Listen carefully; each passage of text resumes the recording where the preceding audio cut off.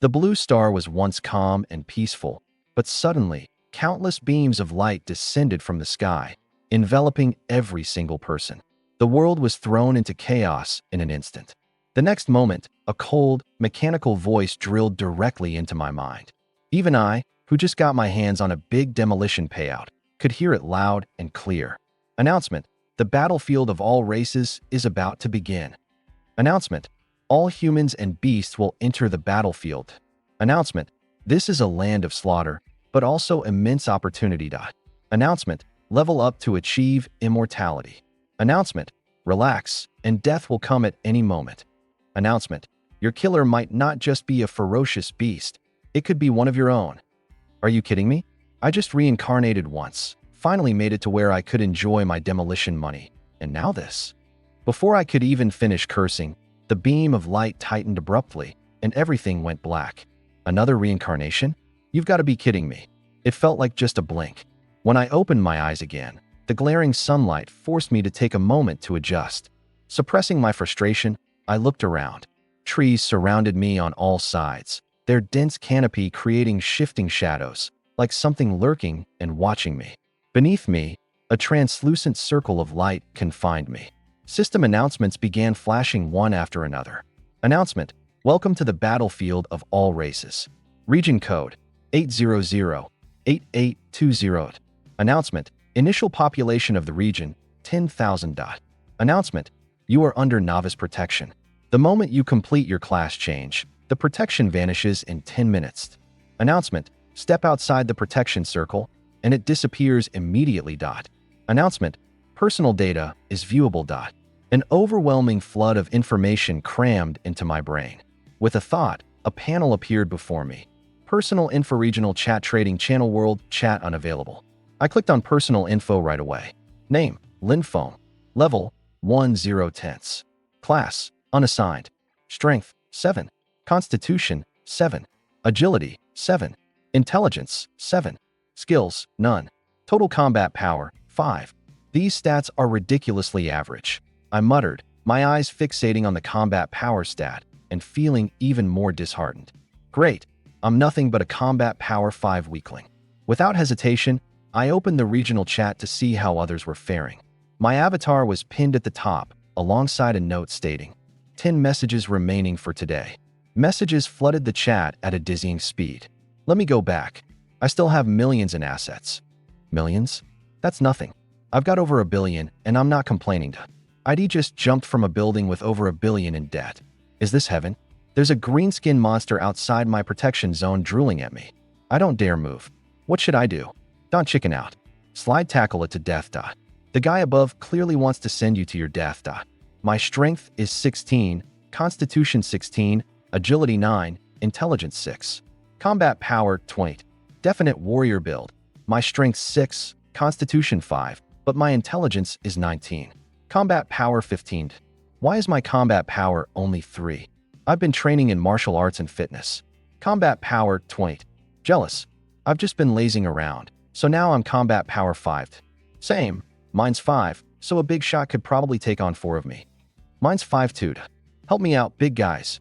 I stayed silent, but as I continued reading, my heart grew heavier. Clearly, attributes were linked to one's physical condition before all of this started. The difference in combat power could mean life or death. What was even more troubling, the announcement had specifically warned us, the deadliest threat may be your fellow humans. I casually opened the trading channel, but it was completely empty. Newbie protection ends the moment you complete the class change. When's that happening? Just as I was wondering, the system prompt pinged again. Announcement: class change is about to begin. Please prepare yourselves. Announcement: there are 9 class ranks. F, E, D, C, B, A, S, SS, SSS. The SSS rank is unique and the highest. Announcement: your class does not determine everything. If you want to survive, leave no stone unturned. Announcement: classes are related to your 4 attributes, but are not absolute. Class change countdown begins now. Announcement: 100, 99, 98. The moment the announcement dropped, the chat exploded. Isn't that unfair to us with low attributes? Mine are all around 4 or 5 points. That big guy from earlier must be soaring now. Totally unfair. They did say your stats aren't everything, duh. If I get S rank, I'll be unstoppable, godlike. With your stats? At best, E-ranked. As the countdown hit 0, the class change began. Suddenly, I heard an unfamiliar prompt, different from the others. Unknown energy interference detected. Adjusting. Congratulations. You have achieved the unique SSS rank class, Shadow Monarch. Congratulations. You have acquired a personal GM for live guidance. I froze. Wait, it can work like this? Meanwhile, the regional chat was filled with players showing off their new classes. I'm an E-rank warrior. Strength doubled. Combat power 20. I'm a D-rank assassin. Agility doubled. Combat power 25. So smooth. D-rank mage here. I can finally throw fireballs. I got F-rank life specialist. My hands are now more nimble. What's the point of that? Where's that big guy from earlier? Show us your class. I'm a C-rank berserker brawler. Strength and constitution doubled. Combat power over 60. 60? That's not even high. Third-person storytelling, translation with an American flair. At 3 p.m., I was considering jumping off a building. But then a thought struck me. Wouldn't it be better to give this crazy system a shot? I mean, I wasn't some random nobody anymore. The stats on my screen proved it. I glanced at the global chat. Anyone above C class, speak up, one user typed. While most were panicking, I skimmed over the other profiles. Nothing higher than C class showed up. I looked at my own stats and nearly dropped my device. SSS class, Knight Sovereign. The ability to summon shadow minions from corpses or decompose them into shadow energy. Minions retain their abilities from life. They can die, but cooldown resets allow for resummoning. You gain attributes and skills from your summoned minions. Shadow energy may enhance summoned creatures. Currently, you can only summon one minion. Unlock an additional slot every 5 levels. My heartbeat quickened. The highest announced tier so far is S, but I'm freaking SSS. And if I gather more minions, I could snowball my stats to an insane level. But the initial adrenaline subsided as reality hit me. I had 5 measly combat points. That wouldn't keep me alive, not even to take my first step forward. The problem is, where the hell do I find a corpse for my first summon?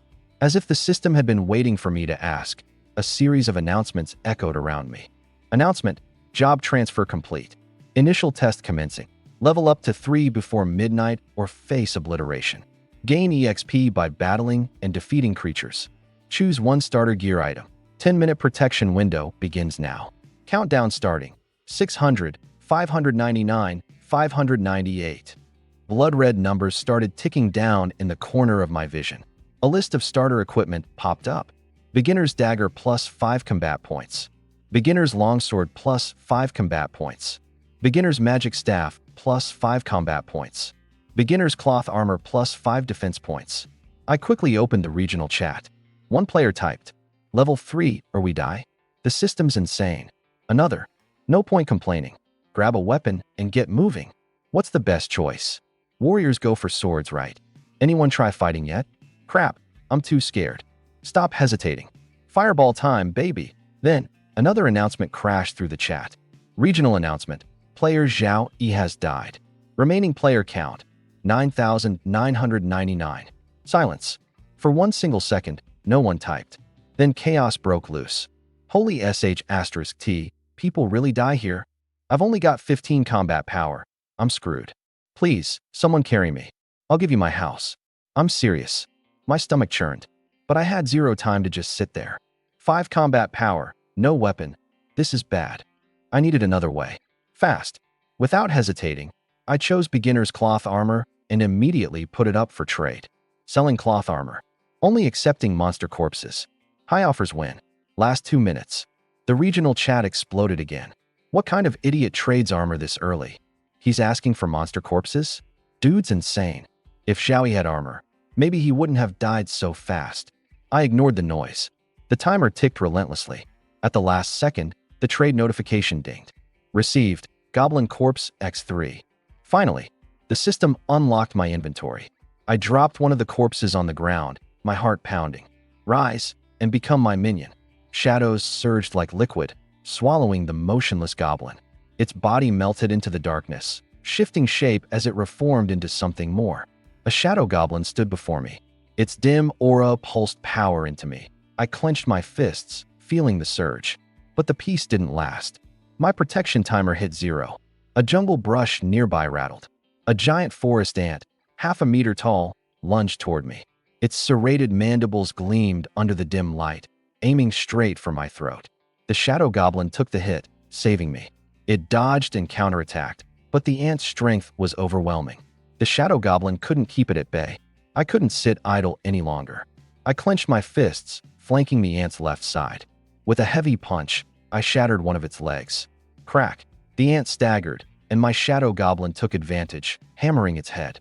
Working together, we dismantled all 4 of its legs until the massive insect collapsed and twitched helplessly.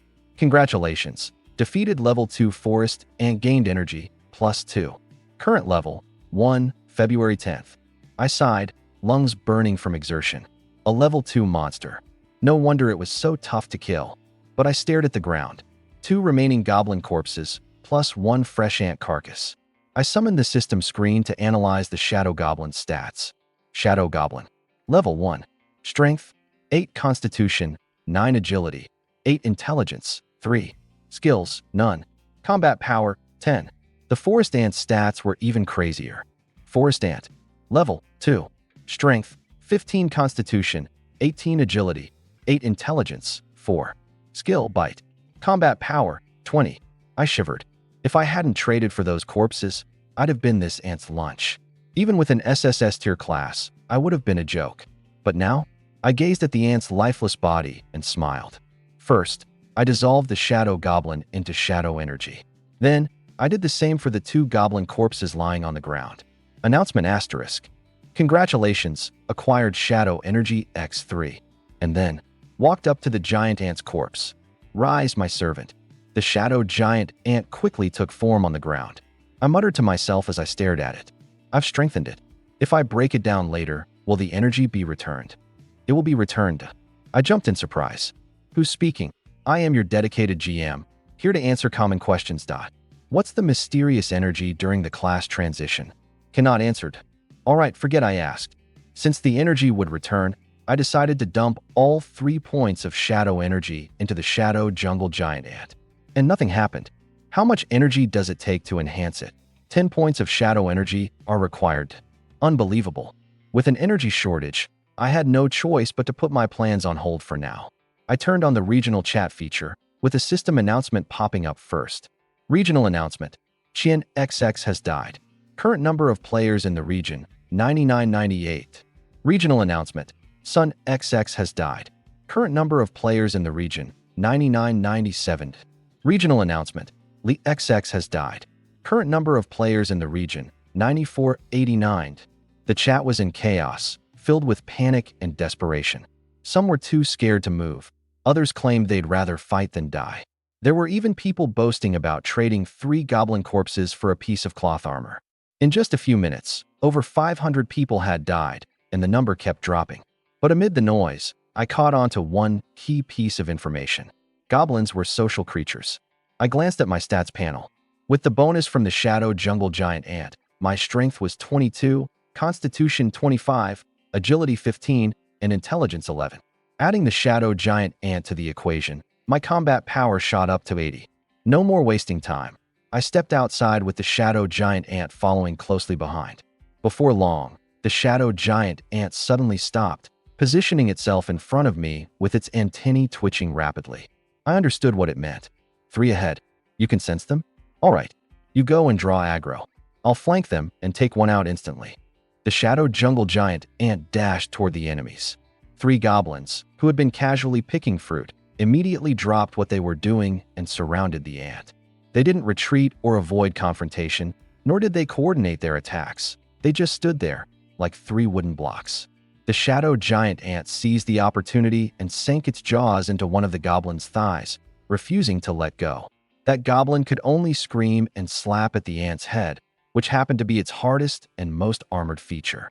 I circled to the side and delivered a punch to the back of another goblin's neck. A strength stat of 22 was enough to send it sprawling to the ground. Congratulations on killing a level 1 goblin. You've gained 1 energy point. Current level, 1, March 10th. Only 1 goblin remained. Seeing its comrade fall, it turned and swung its fist at me. I intentionally took the hit. With 9 strength going up against my 25 constitution, all it left me with was a dull ache. I didn't give it a chance to land a second hit. Using my higher agility, I struck first repeatedly, aiming for vital spots with every attack. The second goblin soon hit the ground. The one trapped in the shadow giant ant's jaws fared even worse. Its wounds were torn open again and again, bleeding profusely until it finally died on the spot. Congratulations on killing a level 1 goblin. You've gained 1 energy point. Current level, 1, April 10th. Congratulations on killing a level 1 goblin. You've gained 1 energy point. Current level, 1, May 10th. I immediately broke down their corpses into shadow energy. Gained, shadow energy x3. The battle only took a few minutes, but one thing became even clearer to me. Fighting without proper equipment was a major disadvantage. Earlier, a C-rank powerhouse took down 3 goblins in 2 minutes flat. My combat power was 20 points higher, and yet I just barely matched their speed. It didn't help that I had traded away my beginner equipment. Frowning, I asked, "Are there other ways to get equipment?" The system's soft prompt replied, "Equipment can be obtained through trading, crafting, treasure chests, or by defeating wild enemies. So monsters can drop loot?" My heart sank. I'd already killed 4 goblins and hadn't seen so much as a fiber drop. My luck was beyond terrible. As I was about to go hunting again, I suddenly remembered the goblins I'd passed earlier. They were picking wild fruits. After getting confirmation from the shadow giant ant that the fruits weren't poisonous, I decided to pluck all the nearby ones. Acquired, wild fruit x30. Wild fruit, restores energy. I ate 3 immediately, the sweet and sour taste quelling my hunger. Then an idea struck me. Others were probably hungry too. So, I put 20 fruits up for trade, 1 fruit for any monster corpse. After all, no one would be desperate enough to gnaw on green-skinned goblin meat. The regional chat exploded instantly. I've already killed 2 goblins. Hard to believe there are still people hiding out. Goblins only know how to throw punches. Just don't let them gang up on you. Hey, the dude who sold cloth armor is now selling wild fruits. Not gonna lie, I'm starving. Are goblins edible? Corpses seem useless for now. Trading them for fruit feels like a rip-off. The fruit seller's name is Lin Foam. His avatar looks good. So what if he's good-looking? Selling your starting gear to pick fruit? I've killed 5 already. C-rank pros, please carry me. I'm great at being a support. Stop chatting and start leveling. Staying at the bottom means you're as good as dead. I couldn't be bothered to reply. One thing I knew for sure, holding onto my beginner gear would have been my death sentence. These people running their mouths? Their hands told the real story. Quickest of all, transaction successful, gained Goblin Corpse x18, Jungle Giant Mosquito x2. Jungle Giant Mosquito? My eyes lit up. Jungle Giant Mosquito. Level 1. Strength, 6. Constitution, 6. Agility, 18. Intelligence, 6. Skill, Bite. Injects a small dose of venom, paralyzing the target. Combat power, 15. A flying creature. If there's no better flying unit in the early stages, this thing is worth it. But since I can only summon 1 servant right now, I'll keep 1 Jungle Giant Mosquito Corpse and recycle the rest. Congratulations. You've received Shadow Energy X19. I've got enough energy. I went straight to the upgrade. Jungle Giant Ant +1. Level 2. Strength, 30. Constitution, 36. Agility, 16. Intelligence, 8. Skill, Bite. Combat power, 60. The second upgrade requires 100 shadow energy. After evolving, the shadow jungle giant ant size exploded, growing noticeably larger, standing nearly 1 meter tall and 2 meters long. It was absolutely intimidating. Just as I finished upgrading, the sound of footsteps echoed once again. 3 more goblins emerged. This time, I didn't bother setting traps or dragging them away. Instead, I let loose the newly evolved giant ant. The shadow jungle giant ant, now twice as powerful, charged at the goblins. Where it used to barely reach their waists, it was now almost their equal in height. With a ferocious snap of its mandibles, it decapitated the leading goblin on the spot. It followed up with a sweeping motion, knocking the other 2 goblins to the ground. Its massive jaws clamped together, leaving them no chance to even scream. Congratulations. You've killed level 1 goblin, gained 1 energy point. X3.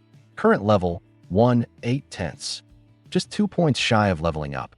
I collected 2 corpses, raising my shadow energy to 15 points. The density of goblins around here is insane. Looks like there's an outpost nearby. I headed in the direction the goblins came from and soon discovered a clearing. Hiding in the distant underbrush, I observed my surroundings. The clearing was surrounded by a low stone wall, enclosing a cluster of short, shabby thatched huts. A few goblins shuffled out of the main entrance, chattering away in their gibberish language.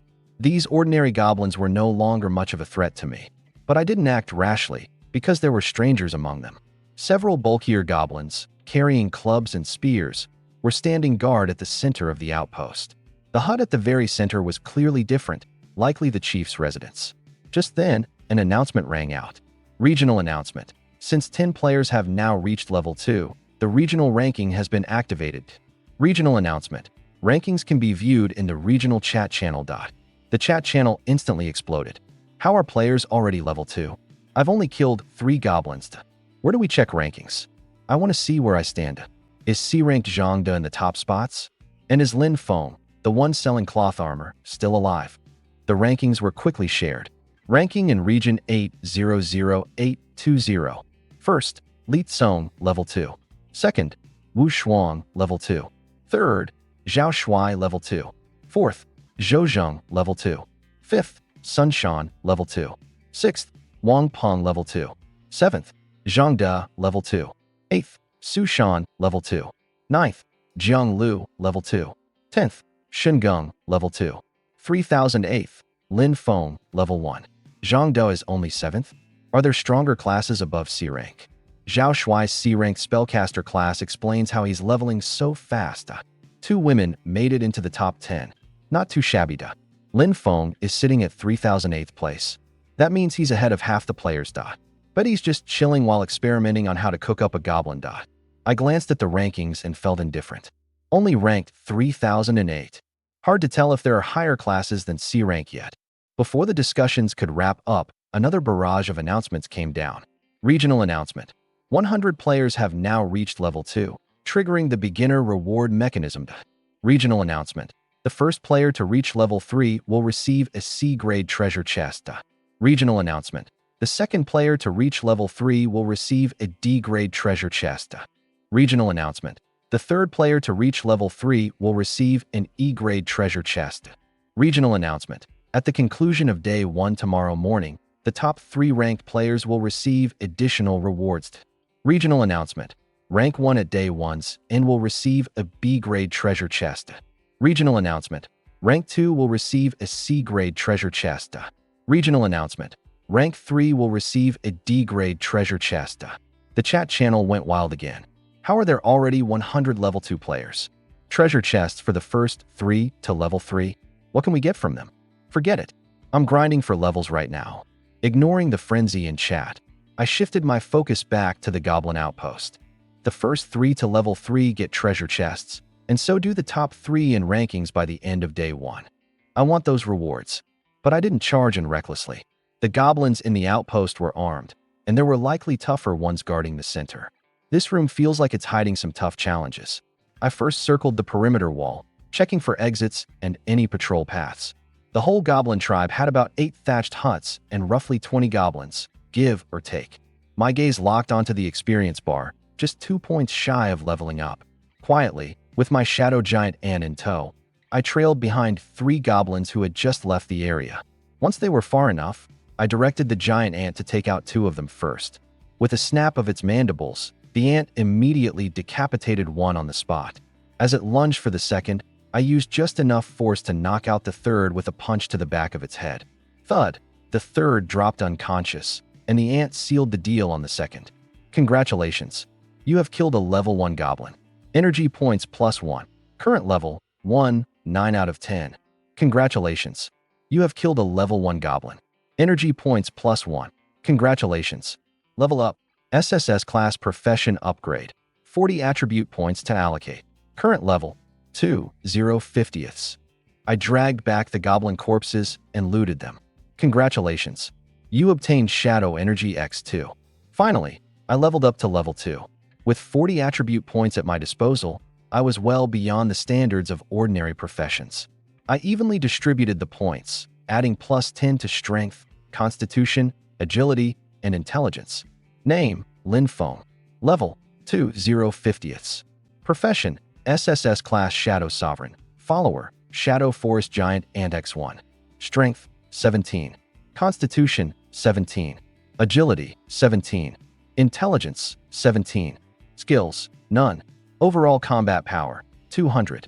With my boosted stats surpassing the goblins by a mile, I started setting up my strategy. I ordered the shadow giant ant to drag the unconscious goblin back toward the tribe and, on the spot, broke its legs. It woke up in excruciating pain, wailing loudly. The noise was so close to the camp that 6 goblins rushed out to investigate. I hid with the giant ant by my side, blocking their retreat once they approached. The slaughter ended in an instant. Congratulations. You have killed a level 1 goblin. Energy points +1, x6. Current level, 2, 6/50ths. I collected 6 more corpses. Congratulations. You obtained Shadow Energy x6. The legless goblin on the ground screamed even louder as it watched its companions wiped out. But I wasn't in a hurry. I waited for the next wave. Soon enough, a squad led by a spear-wielding goblin lancer appeared. It consisted of the lancer, 5 mace-wielding warriors, and 6 regular goblins.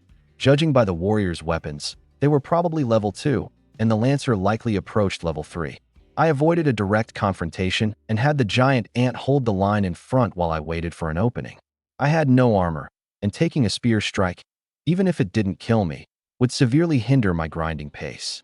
The goblins charged the massive giant ant, while the lancer stayed in the rear, preparing to throw its spear. As the lancer raised its arm, I made my move, darting forward low to the ground, aiming straight for the backline. Seeing a dark blur headed its way, the lancer tried to hastily throw the spear, but I sidestepped, dodging the attack, and closed the gap. The lancer screeched, drawing a dagger, and lunged at me. I sidestepped the dagger's thrust and kicked hard at the lancer's knee joint, shattering it. It crumpled to the ground, unable to stand. As it wildly flailed its dagger around, I moved behind it and delivered a punch square into its back. Congratulations. You have killed a level 2 goblin lancer. Energy points +2. Current level, 2, 8/50ths. I didn't stop there. The battle up front wasn't over yet. I grabbed the lancer's fallen spear, used it as a staff, and swung it horizontally, taking down 2 goblins in one blow. All that remained were the 4 mace-wielding goblin warriors. I clashed directly with one, but their maces were sturdier than my makeshift spear. With a crack, the spear snapped in half. However, the goblin's weapon hand shook from the impact, and its mace slipped to the ground. Without missing a beat, I picked up the mace. Its weight felt perfect in my hands. Unarmed, the goblin became nothing more than defenseless prey. Working with the giant ant, we quickly cleaned up the rest. Congratulations. You have killed a level 1 goblin. Energy points +1, x6. Congratulations. You have killed a level 2 goblin warrior. Energy points +2, x5. Current level, 2, 25/50ths. I had the giant ant drag the corpses together for looting. Congratulations. You obtained Goblin Maces x5, Goblin Dagger x1. I dismantled the items immediately. Congratulations. You obtained Shadow Energy x19. Including what I had before, this brought the total to 42 Shadow Energy. I used some magic to heal the giant ant's injuries. At this point, I could revive it twice if needed or continue treating it as necessary. Now that I fully understood the goblin's behavior, I stopped playing it slow. Weapon in hand, I led the shadow giant ant straight for their lair. As soon as we got close, chaos erupted in the camp. Several goblins rushed out, only to be taken down with a single wide swing of my mace. I stepped through the gate. Ahead, 5 mace-wielding warriors and 5 goblin lancers had formed a defensive line guarding the central thatched hut. From within the hut, a powerful presence began to emerge. A battle against an ancient goblin mage, wielding a staff in hand.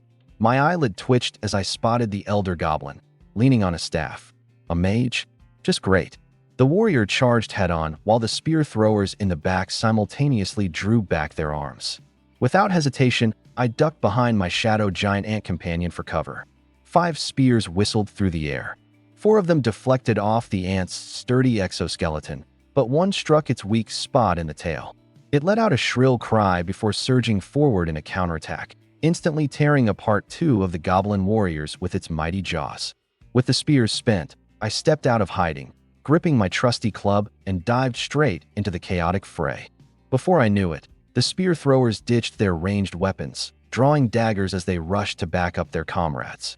I had just smashed one warrior into the ground when a spear thrower came charging right at me. Good. Come closer and taste my club. Up close, the squishy spear thrower didn't stand a chance. A single hit, and he collapsed. By now, the aged mage finally decided to make his move. Raising his staff over his head, he swung it downward, causing a fiery glow to expand. In an instant, a fireball the size of a wash basin manifested and barreled straight toward me. Having anticipated this attack for some time, I quickly performed a dive roll, narrowly evading the fiery projectile. The fireball struck the ground, exploding into a blackened crater that sent shivers down my spine. I kept my eyes on the mage while speeding up my efforts to clean up the melee. My final swing brought another goblin warrior down, just as another fireball came hurtling toward me. A second roll barely saved my skin, leaving me winded on the ground. This time, it wasn't just one fireball, it was a rapid double cast. The second shot left me no time to dodge, and I had to raise my left arm to block as my club remained mid-swing. Damn, that hurts. I gritted my teeth as pain flared, charging forward despite my injury. With one decisive swing, I smashed the last of the spear throwers to the ground before glancing at my hand. My left hand was covered in painful blisters, but luckily, no bones were broken. With my constitution, it wouldn't take long to recover. Finally, it was just me and the aged goblin mage now.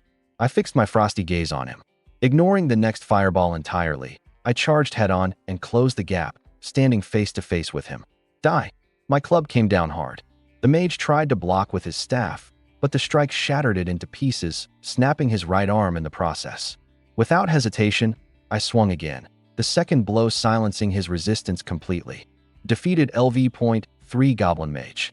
Energy +4, adding up the rest of the defeated warriors and spear throwers. Defeated LV.2 Goblin. Energy +2, times 10, so close to leveling up. But just before my triumph could fully set in, 3 more goblins appeared at the entrance of their tribe, holding baskets of wild fruits. The moment they spotted the carnage, they turned tail and tried to flee. Not a chance. I sprinted after them, and after hearing 3 shrill screams outside, it was over. Congratulations. Level up. Attribute points to distribute, +40. Current level, 3 to 200ths. As soon as I leveled up, a regional announcement broadcasted, ringing loud in everyone's ears. Congratulations. Lin Feng is the first to reach level 3. Reward, C-rank treasure chest ×3. In seconds, the announcements were lighting up the screen. Wu Shuang is the second to reach level 3. Reward, D-rank treasure chest ×3. Li Tsong is the third to reach level 3. Reward, E-rank treasure chest ×3. The chat exploded instantly. I barely hit level 2. This is insane. Wait, the second one's a girl. Wasn't the first guy just selling cloth armor and wild fruit earlier? Weren't they ranked in the 3000s not long ago? Didn't Zhang De mock them before? Karma's quick, huh? Probably just lucky. Lucky. You literally bought their cloth armor. Well, I joined Zhang Da's group already. You all grouped up? Haven't even found anyone myself. I smirked as I skimmed through the chaotic banter. Then I got back to work. Time to collect the loot. Looting alongside my shadow giant ant, we cleaned up every corner of the battlefield.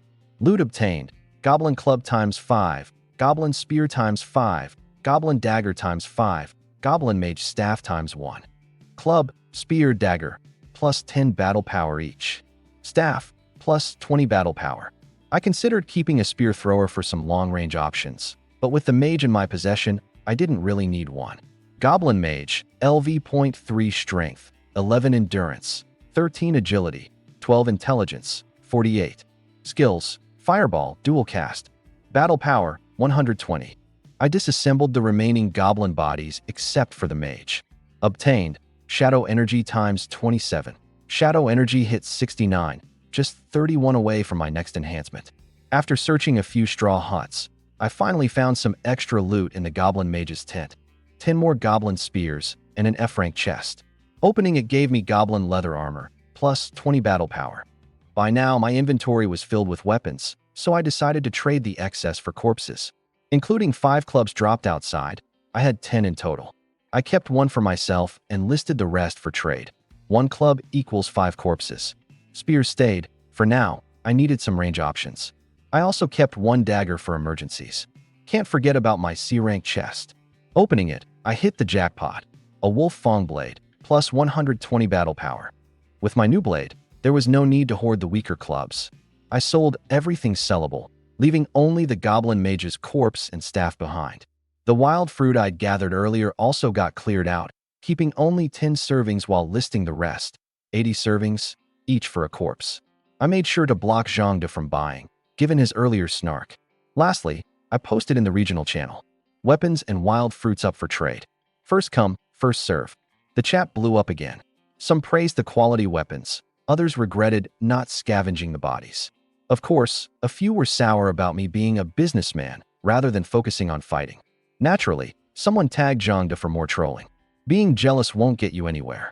On the other side, Zhangde was so mad he threw his beginner long sword to the ground. Lin Feng, just you wait.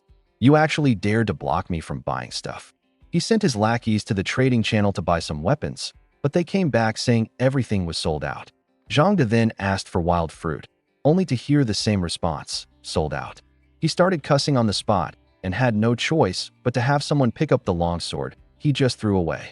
Meanwhile, I sold out my weapons and wild fruits completely, trading them all for a bunch of level 1 corpses. I broke down all the corpses, accumulating 224 shadow energy points. I debated whether to use the points to summon a goblin mage, but decided to stick with my shadow giant ant. The ant was built for both tanking and dealing damage, and it could even dig out hiding spots for me at night. A mage, on the other hand, would collapse the moment enemies got up close, definitely not what I wanted up front.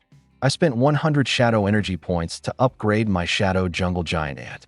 The ant suddenly grew to 1.5 meters tall and over 3 meters long, its legs now covered in barbs oozing sheer intimidation. I checked its stats. Level 2, combat power of 500. Feeling great, I distributed its attribute points evenly, then equipped it with a wolf tooth blade and goblin leather armor, further boosting its combat power. Name, Lin Feng. Level, 3, 2/200. Class, SSS grade Shadow Monarch. Subordinates, Shadow Jungle Giant Ant +2. Strength, 27 + 60. Constitution, 27 + 72. Agility, 27 + 32. Intelligence, 27 + 16. Skills, none. Overall combat power, 1200. My combat power skyrocketed to 1200, 6 times what it was last time I checked.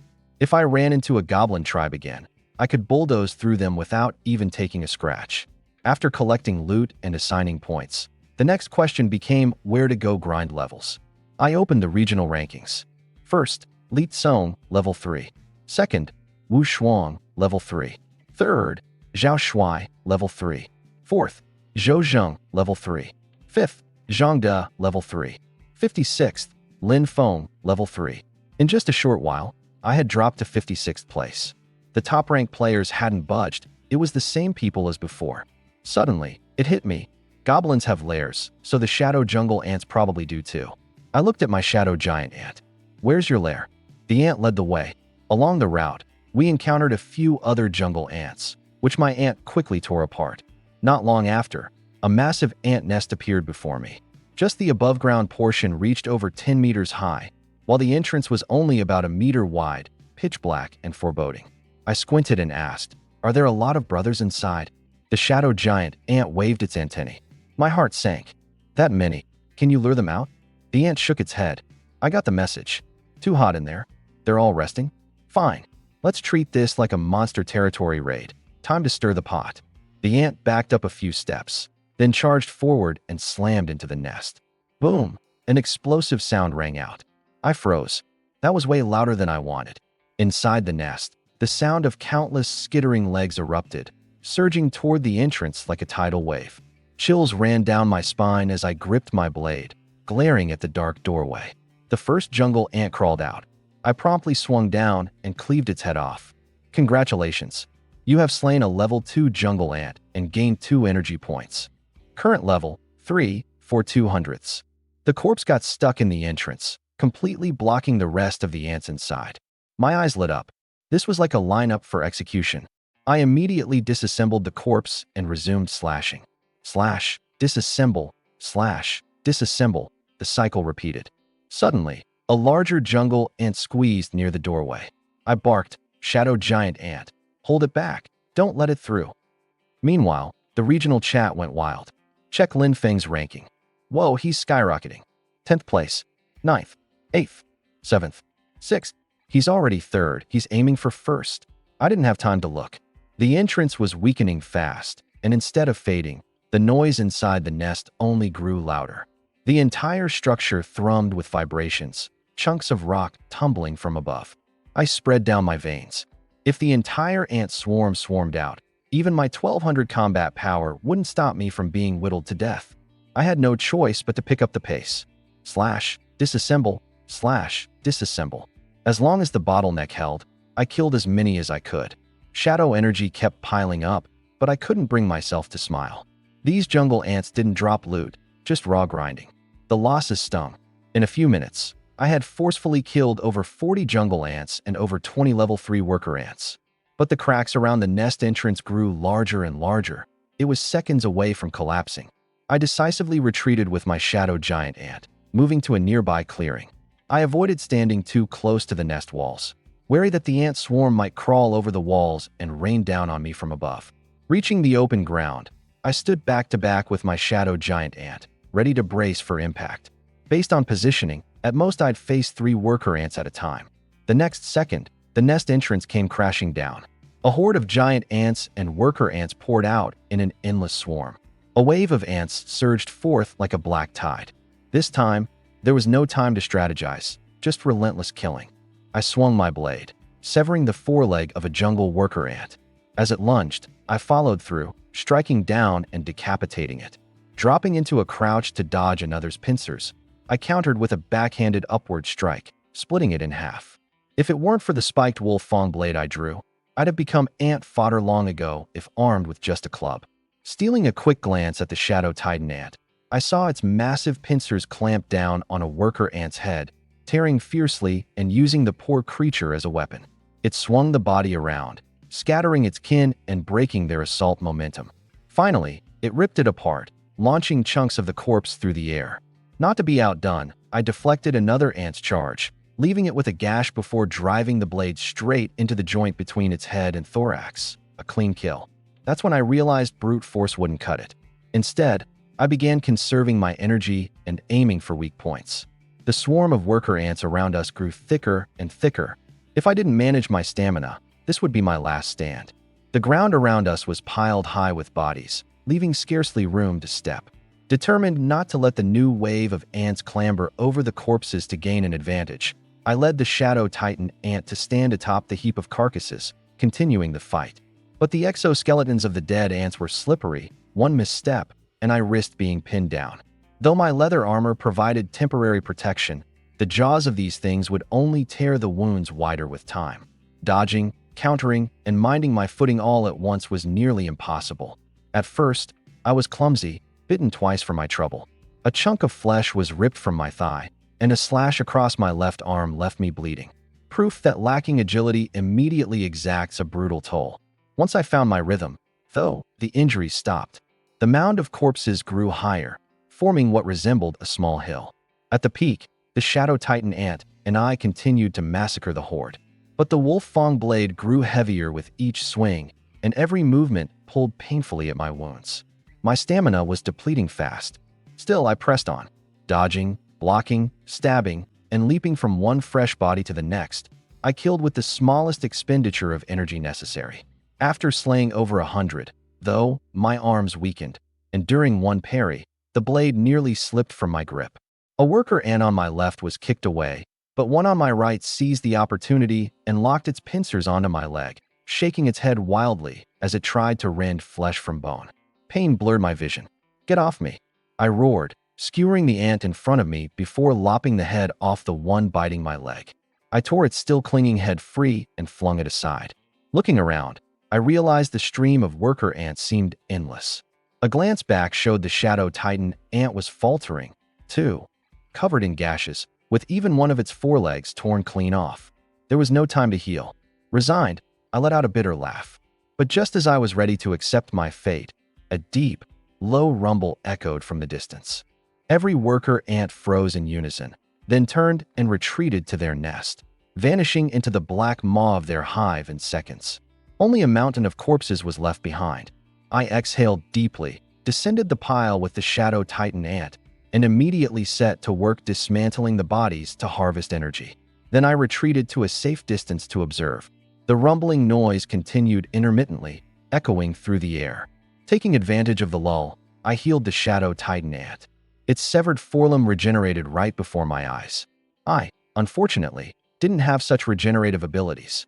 My battered body left me soaked in sweat, my goblin leather armor clinging uncomfortably against me. Finally feeling the tension subside, I collapsed onto the ground. Ugh, I'm completely spent. I rested briefly, pulling out some wild fruits to eat while counting my spoils. Each jungle worker ant gave me 4 energy points and 4 shadow energy from their carcass. I didn't dismantle the shadow titan ant, but instead started summoning jungle worker ants. They were strong, but their lower constitution and agility made me hesitant. Plus, a part of me felt sorry for them. Through the brutal fight, I had unknowingly leveled up. Congratulations, you've leveled up. 40 allocable attribute points gained. Current level, for 326/1000 XP. Congratulations, acquired. Shadow Energy X 522. My total shadow energy was now at 658, just over 300 more to go before my next upgrade. Reaching level 5 was now closer as well, which meant I could summon another servant. I distributed the 40 points evenly across my attributes. With the bonuses from my current servant, my constitution finally broke 100. I could clearly feel it. The wounds from the ant bites were healing at lightning speed, nearly closed already. My stamina, however, showed no such signs of recovery. Where 3 fruits would usually suffice, now they felt like nothing. Casting a glance at the now quiet ant hive, I resolved to find food first. Once I've eaten and healed, I'm coming back to wipe you all out. Man, if I just had some kind of area of effect skill, this would be way faster. Leading the shadow titan ant, I continued exploring, idly pulling up the regional leaderboard and chat feed. Rank 1, Lin Feng, level 4. Rank 2, Zhao Shuai, level 3. Rank 3, Zhang De, level 3. As expected, I climbed to first place, currently the only level 4 in the area. This SSS class profession is insane, and this is just with a single servant. I've already wasted so much time on fortifications and travel. What really caught my eye, however, was Zhang De at third place. A mere C-class profession making it this far suggests that this region probably doesn't have many B-class professions or above. The chat was full of both complaints and praise. I scanned through it, but before I could focus, a sudden flash of white darted toward me. The shadow titan ant instantly moved to shield me.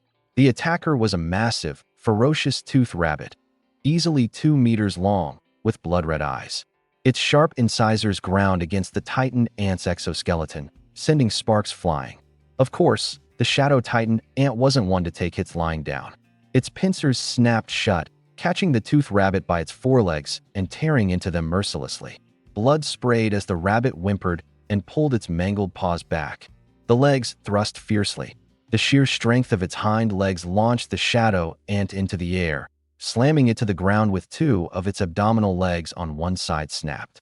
I rushed forward to help, but the shadow ant shook its head, signaling me to stay back. Clearly furious now, the shadow ant readied itself, so I decided to stand aside and observe.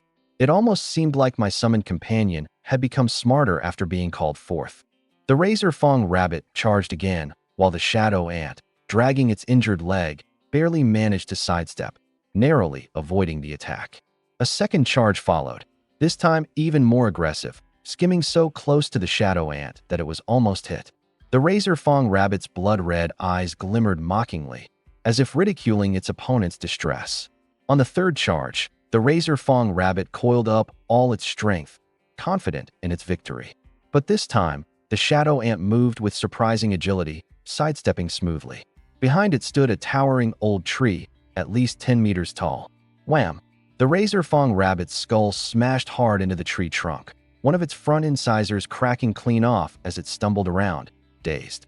The shadow ant seized the opportunity, climbing on its back, firmly pinning it down with its barbed legs, and ferociously tearing into it. The Razor Fong rabbit, stunned and immobilized, didn't even have time to struggle. Congratulations. You've defeated a level 4 Razor Fong rabbit and gained 8 energy points. Current level, 344/1000. It left me dumbfounded. Feign weakness to provoke overconfidence. Use the environment for a counterstrike, then maintain control for a clean kill. It all played out so precisely, as if choreographed. I approached to heal the shadow ant with magic, then inspected the Razor Fong rabbit's corpse. Razor Fong rabbit.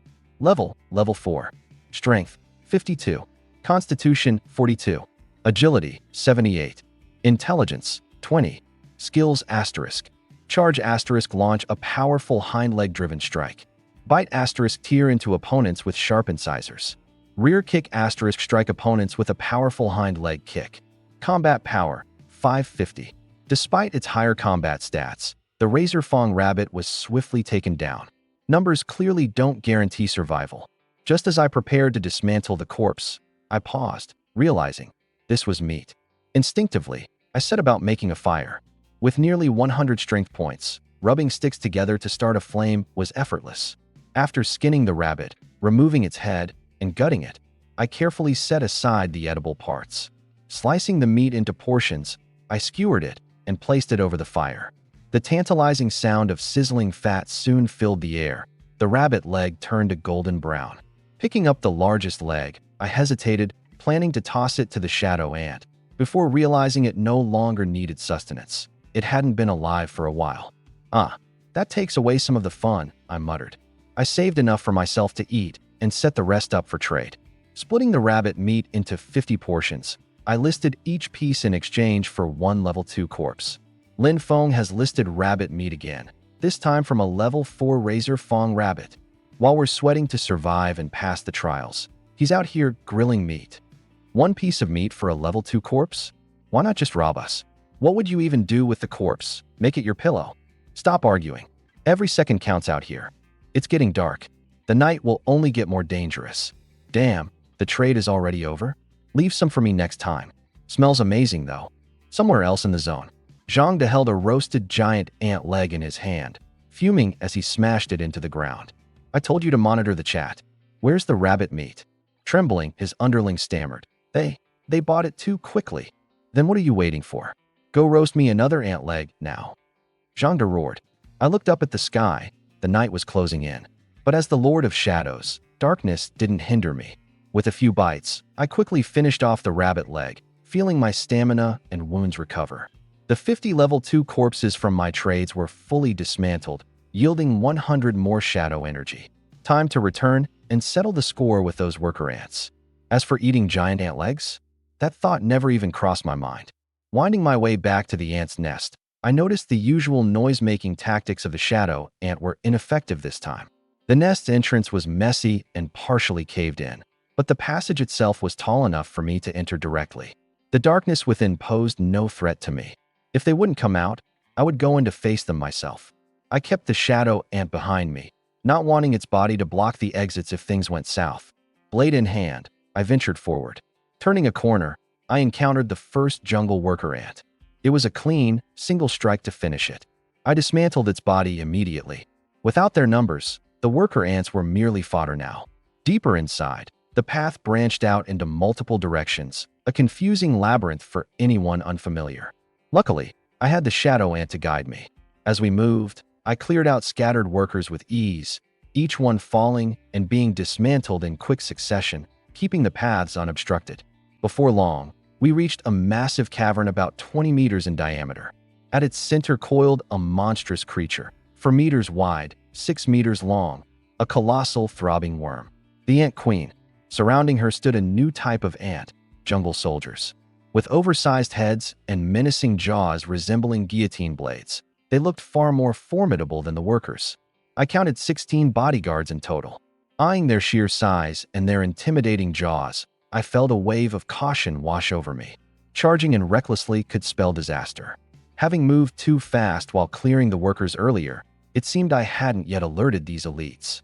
Deciding not to risk it, I quietly retreated with the shadow ant and took another passage to hunt more workers. At the moment, I had 758 points of shadow energy, 242 short of the amount needed for my next upgrade. Another 61 level 3 worker ants should do the trick. Thus began a calculated hunt, targeting scattered worker ants for their energy. But I hadn't noticed the chatter in the area's communication panel. Area announcement. Over half of the contestants have reached level 3. The dungeon spider. ***. The hive tragedy begins. Daily dungeon rewards based on completion time. First place, B rank chest. Second place, C rank chest. Third place, D rank chest for time completion. You can only enter the daily dungeon once. Choose wisely. The dungeon is out. Who wants to test it and share a review? Half the players are already at level 3. I'm so behind. It's already dark outside, can't see a thing. Might as well grind mobs in the dungeon. It's too dark, I'm scared. Any big shots willing to carry me? How does Lin Foam clear so fast? Dude levels up like he's hacking. And you can't party up for this dungeon? Why can't I tag along with my carry? Honestly, I wasn't paying attention to the chat. I was too busy farming shadow energy from ant swarms. The more ants I killed, the fewer there were, which ironically made it take even longer. When my shadow energy bar filled up, I immediately went to enhance my summon. Rise, my servant. Black mist surged, and my shadow forest giant ant leveled up to +3. Its stats skyrocketed, its battle power surged to 900, and its body expanded to over 2 meters high and 4 meters long. The cave almost caved in from its sheer size, so I quickly recalled it. The giant ant turned into a shadow and merged into my own. The feedback hit me instantly. I leveled up to 4, and my combat power shot to 2000. Clenching my fists, my gaze turned icy cold. Queen Ant. Your time has come. Returning to the Queen Ant's lair, I summoned the shadow giant ant without hesitation. The queen was sluggish, but I needed to deal with her 16 guard ants first. As soon as we approached, the guards swarmed us, ready to fight. The shadow giant ant clashed head-on with them, but was shockingly overpowered. I stepped in immediately, my wolf fang dagger slicing through legs and torsos. One swipe to disable, another to finish. The giant ant flung a guard's head away, but more rushed in. In the distance, the queen ant began frantically vibrating, letting out warning buzzes. From every direction, worker ants began pouring into the room. Not too many, thankfully. I exhaled in relief. Good thing I'd wiped out most of the worker ants before, or I'd be buried alive right now. While fighting, I started noticing the guards' weaknesses. Their heads were unbelievably hard, but their bodies and legs were fragile, and their turning speed was awful. With my high agility, handling 16 guard ants wasn't impossible. Fixing my gaze on the queen, I pulled out my stash of goblin spears.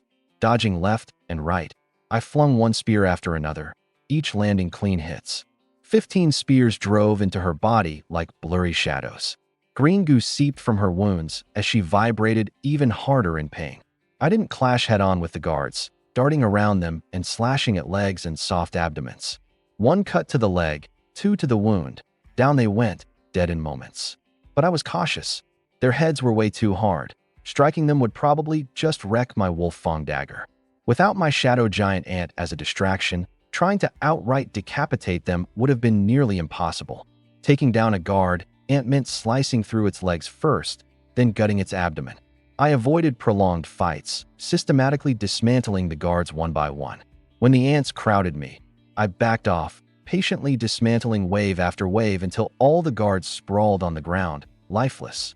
By then, the lair reeked of metallic green blood and severed limbs. I could barely stomach it.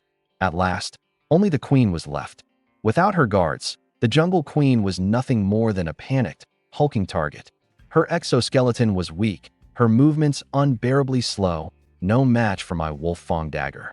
Circling her, I delivered cut after cut, green ichor pouring like a waterfall. Suddenly, the queen ant coiled into herself, shrinking rapidly before diving straight into the ground. The hidden pit she dove into was about a meter wide. Within seconds, she was nearly out of sight.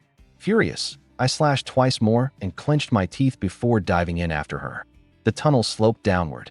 I slid a short ways before spotting a gaping, blood-red mouth lunging for me. Scrambling to a stop, I barely avoided getting swallowed. Turns out, in these narrow tunnels, the worm-like queen ant was surprisingly agile, wriggling forward and backward with ease. Blocked in by the sheer slope, I had no choice but to fight. I hammered the dagger handle into the slope wall, carving out footholds for support. With a swift kick, I switched positions, hooking my feet into the foothold so I could hang upside down and face her head-on. The queen struck repeatedly, her jaws snapping wildly. I deflected as I stabbed furiously at her head. After several rounds, she gave up trying to bite me and turned to flee again. Sticking to her tail, I tracked her downward, eventually emerging in a smaller chamber. There were only 3 exits, and she was wriggling toward one of them. Before she could vanish, I sent my shadow giant ant barreling after her. Its jaws clamped down on her body, pinning her in place. This time, where do you think you're going? The queen struggled violently, shaking the chamber to its core. Not daring to linger, I launched ferocious strikes one after another, until her head was finally severed and rolled away into the green liquid pooling below. I took a deep breath, but then the ground began to rumble. The chamber was collapsing. Cursing under my breath, I hastily stuffed the queen's body into my inventory and sprinted down the passage she had come from. Recalling the shadow giant ant, I ducked into another tunnel and stumbled into a massive hive chamber.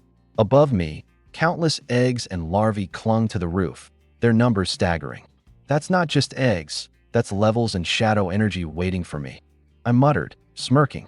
Collapsing from exhaustion, I let my shadow giant ant do the grinding. Might as well check the chat while I recover. Lin Feng's no big deal. I cleared the dungeon in 20 minutes, and he's still not out. Maybe he can't handle it. The boss is right. Lin Feng's just chickened out. No way he's doing the dungeon yet. Where's Lin Feng, the Great One? Is he napping? Seems like he's given up the crown. What's up with him? I think he's busy with something else. Something else more important than the dungeon? First place has a B-rank treasure chest as a reward. He's just too slow. Look, my boss cleared it in 20 minutes. Second place is in the bag for sure. Oh, what's this dungeon thing? I couldn't even be bothered to deal with Zhang Da and his lackeys. They're nothing but a couple of clowns in my book. I flipped through the zone announcements, noticing over 10 people had already cleared the dungeon. Others had gone in and were killed right away. Got it. I squinted my eyes. Shadow giant ant, pick up the pace. Time to get to work. A B-rank chest? That's mine. I stood up and walked over to clear out a batch of practically defenseless larvae with swift efficiency. Level up. You obtained 40 allocatable points. Current level, 5, 125/5000. I casually distributed the 40 points evenly and then worked on cleaning up the pile of remains on the ground. After breaking it all down, I amassed a total of 557 points of shadow energy. Something caught my eye, a D-rank chest. I stashed it for now and planned to focus on getting my second minion sorted first. At level 5, I unlocked an additional minion slot. I quickly dismissed the ant species as an option. Jungle soldier ants were too clunky, and ant queens lacked combat capabilities. I wasn't going to sit around waiting for eggs to hatch. With no better pick for now, I whipped out the corpse of a goblin mage, frowning at its old, ugly face. This'll do for now. You'll get replaced eventually. Rise, my servant. The shadow consumed the body, forming a physical entity out of its dark tendrils. Strengthening it required 15 points of shadow energy, and I immediately understood that the cost of power-ups scaled with the entity's strength. Enhance. Enhance again. Altogether, I used 165 points of shadow energy. Shadow Goblin Mage +2. Level 3. Strength 33. Constitution 39. Agility 36. Intelligence 144. Skill. Fireball can cast 2 consecutively. Overall combat strength 980. The Goblin Mage outclassed the Shadow Giant Ant in terms of combat strength. But if anything got close, it would be ripped apart in seconds. Still, with 144 intelligence, those fireballs weren't just for show. They could easily one-shot minor ants and take a jungle soldier ant down with a couple more hits, as long as it didn't get cornered. I handed the staff back to the Goblin Mage, which bumped its combat strength past the 1,000 mark. Then I cracked open the D-rank treasure chest. Acquired skill book, Flaming Cross / Flaming Cross / expends mana to unleash a blazing cross-shaped sword strike, damaging everything directly in front. Damage scales with strength and mana used. I was so thrilled that I almost shed a tear. Finally, a skill. No more relying solely on physical attacks, and this one was a ranged area attack. At first, I had felt disappointed at the lack of gear in the ant nest. But this skill book? It was worth every ounce of effort. I learned the skill on the spot and swung my spiked blade, etching a glowing cross into the air. The fiery sword energy blazed forward. Boom. A massive cross-shaped crater blasted into the wall. That attack only used up about 1/20th of my mana. Plus, I could control how much energy it consumed. The more mana I pumped into it, the bigger and more powerful the slash became. Not bad, I muttered, my gaze turning icier. My grinding speed just got an upgrade. I opened my character panel to verify the changes. Name, Linfone. Level, 5, 125/5000. Class, SSS rank Shadow Sovereign. Minions, Shadow Jungle Giant Ant +3, Shadow Goblin Mage +2. Skills, Flaming Cross Slash. Overall combat strength, 4600.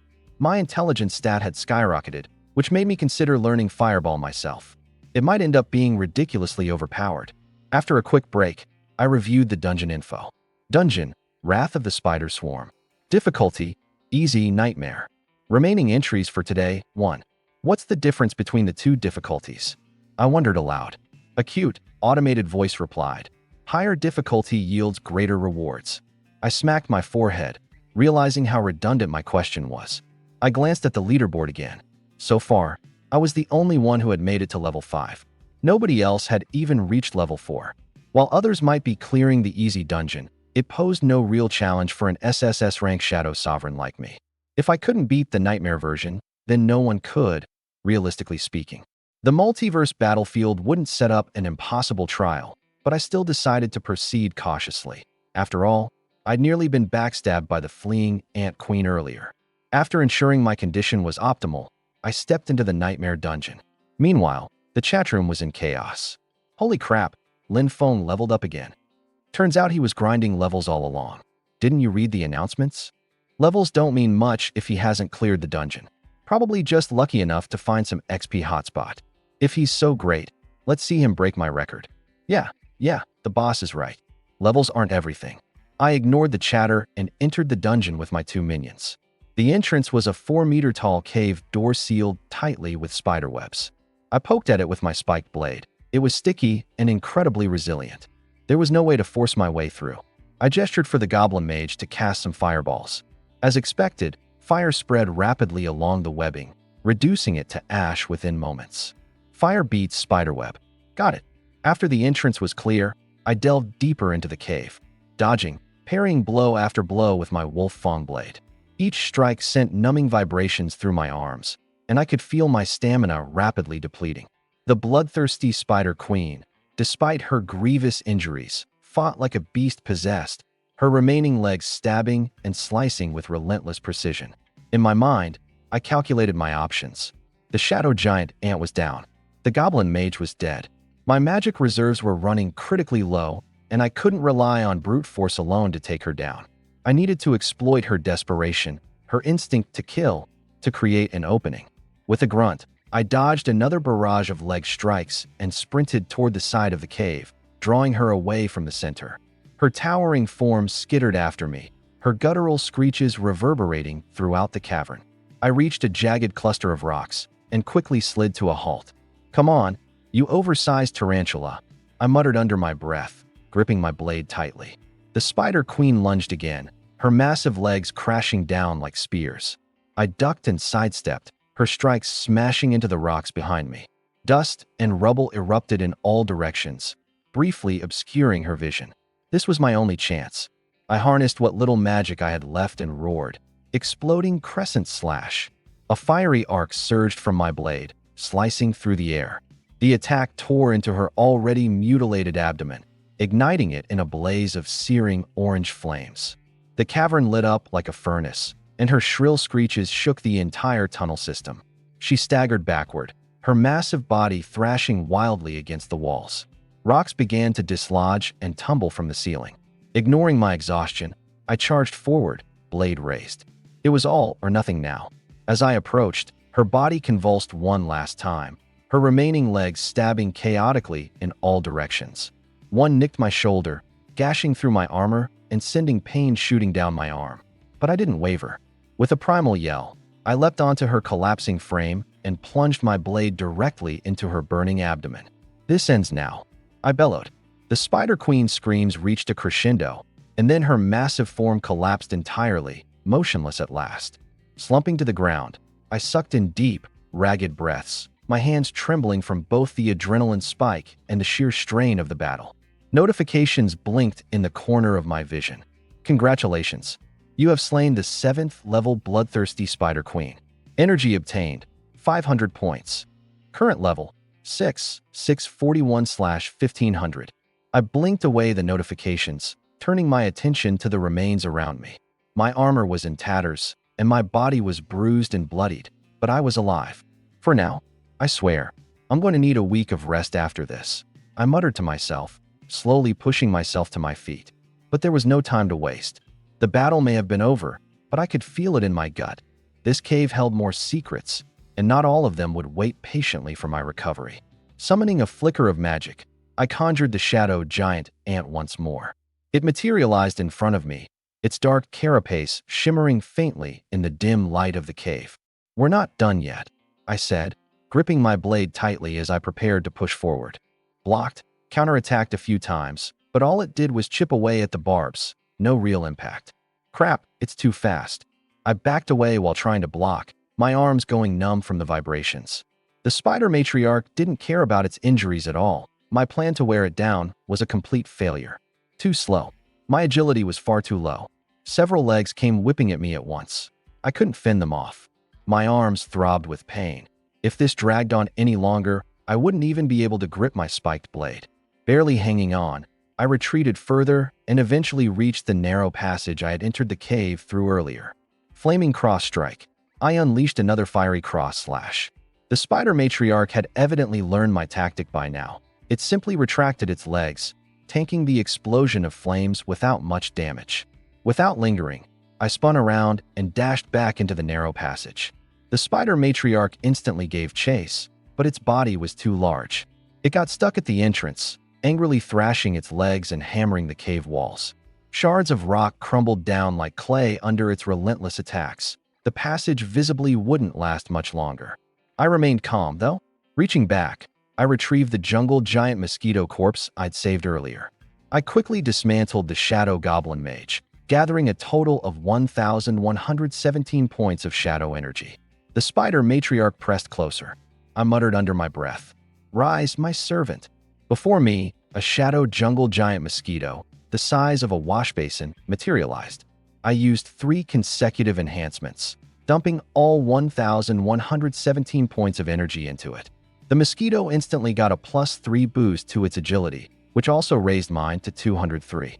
I'd actually been decently fast before, but with the matriarch attacking from 4 sides at once, I'd been overwhelmed. Now things were different. I fixed my eyes on the spider matriarch stuck in the passage and spoke coldly. "Your end is here." Flaming cross strike. Pouring the last of my mana into it, I unleashed the fiery slash, striking hard at the matriarch's leg. The beast roared in pain, retreating slightly, and, finally, a leg was severed. The thick scent of blood filled the air. Seizing the moment, I lunged out of the passage. The enraged spider matriarch charged again, but with my boosted agility at 203, I danced nimbly around its frenzied strikes, countering with precise blade slashes. Metal clanged repeatedly as the attacks landed, but still, I couldn't break through its vital defenses. Glancing at my weapon, I noticed the spiked blade was nicked and dulled. After battling a swarm of giant ants and enduring countless blows from the matriarch, the blade was at its limit. Gritting my teeth, I resolved to use my final strategy. Without hesitation, I turned and ran. The spider matriarch gave chase, closing in with murderous intent. Leveraging my speed, I created some distance before dashing straight toward the cave wall. Using the wall as a springboard, I leaped into the air. The matriarch lunged after me, but its bulky frame slowed its reaction. It missed. Twisting midair, I landed squarely on its head, crushing several gooey eyes beneath my feet. Raising my spiked blade high, I plunged it downward with all my strength. "I couldn't break your legs. Let's see if your head's just as tough." The blade pierced deep into the matriarch's brain. It thrashed madly, desperate to shake me off, and even tried climbing the wall. But as it exerted itself, I abruptly let go of the hilt and stomped down hard on the embedded blade. The spiked blade sank entirely into its brain with a sickening squelch. As its legs clawed at the rock, The spider matriarch gave one final violent spasm before collapsing lifelessly to the ground, its massive body going rigid. Congratulations on slaying bloodthirsty spider matriarch. Energy gained 64 points. Current level 5699/5000. As the matriarch crumpled, I was flung to the side. It wasn't until the system notification rang that I exhaled in relief. Congratulations, contestant, for clearing Wrath of the Spider Swarm, Nightmare difficulty. Clear time 17 minutes 50 seconds. Rewards earned Tier A treasure chest. Under 18 minutes, dungeon cleared, but I was completely drained. Nightmare difficulty was no joke. 2 of my summoned creatures had perished. My weapon was on the verge of breaking, and my arms were numb from overuse. A buzzing sound echoed near my ears. It was the shadow jungle giant mosquito. It had been harassing the spider matriarch earlier, but its attack power was too low to really matter. I stored the spider matriarch's corpse, only to find myself forcibly ejected from the dungeon. Back in the ant nest, I collapsed on the ground. Looking around, the cave now resembled a ruin. Summoning a shadow giant ant to guard the entrance, I lay down and passed out immediately. Little did I know, the regional chat was in chaos. Why hasn't Lin Feng started his dungeon run yet? Did he go to sleep? He doesn't need the treasure chest, probably doesn't even care. Are you guys level 3 yet? How do you have time to worry about others? I'm still halfway short on energy, freaking out here. Then why are you even chatting? Do you want to die? I think Lin Feng's just scared and doesn't dare to run the dungeon. He's already level 5, what about you guys? Level doesn't equal power. No strength means you'll just die a little later. If that sneaky witch Wu Shuang hadn't played dirty tricks, I'd have taken first place by running the dungeon at level 4. You're the boss. Take back the record tomorrow. The later it got, the noisier the conversations became, as if no one needed sleep. But I slept like a log, protected in the deepest part of the ant nest by my shadow giant ant and mosquito. Elsewhere, damn, why are there so many jungle giant mosquitoes? Zhang De, clearly lacking common sense, didn't think twice, and he lay on the open ground, trying to rest. Keep watch for me. Don't disturb me unless it's life or death. He had just been overtaken by Wu Shuang on the rankings, falling to 3rd place. Seeing the treasure chest slipping out of reach, he couldn't contain his frustration. Glancing at the leaderboard again, he was only in 5th place now. Climbing back to the top 3 seemed unlikely. Forget it. As long as I can keep the reward from the dungeon ranking, it's fine. After a long day, he decided to sleep for now and fight again tomorrow. His underling had no choice but to bite the bullet and keep watch. They had thought they snagged a golden opportunity by following a strong player, yet it felt more like they were serving a demanding boss. Still, it was their choice to follow him. They had to stick with it no matter what. Luckily, they leveled up to 3, so it wasn't entirely in vain. Morning sunlight spilled across the battlefield of the 10,000 tribes. Some were still fighting desperately to survive. Some had broken down and given up. More had already fallen in the wilderness, never to rise again. I was suddenly jolted awake by the cold, hard reality of the zone announcement. Zone announcement. A total of 2,872 participants are still below level 3.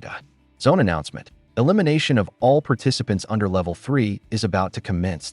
Zone announcement. Elimination carried out. Current participant count, 4,206. Zone announcement. First day ranking rewards are about to be distributed. Leaderboard. First place, Lin Feng, level 5. Second place, Zhao Shuai, level 4. Third place, Wu Shuang, level 4. Fourth place, Li Tsong, level 4.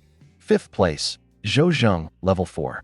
Sixth place, Zhang De, level 4. Seventh place, Su Shan, level 4. Eighth place, Jiang Lu, level 3. Ninth place, Wang Jian, level 3. 10th place, Xiao Meng, level 3. First place, Lin Feng has received a B-grade treasure chest. Second place, Zhao Shuai has received a C-grade treasure chest. Third place, Wu Shuang has received a D-grade treasure chest. The chat room exploded in chaos. I was so close to reaching level 3. Please no. Help me, someone please. I'll give you everything I have. Why the hell were we thrown into this nightmare? Fear and panic quickly spread. Nearly 3,000 people wiped out in one go. More than half the players are gone in one day.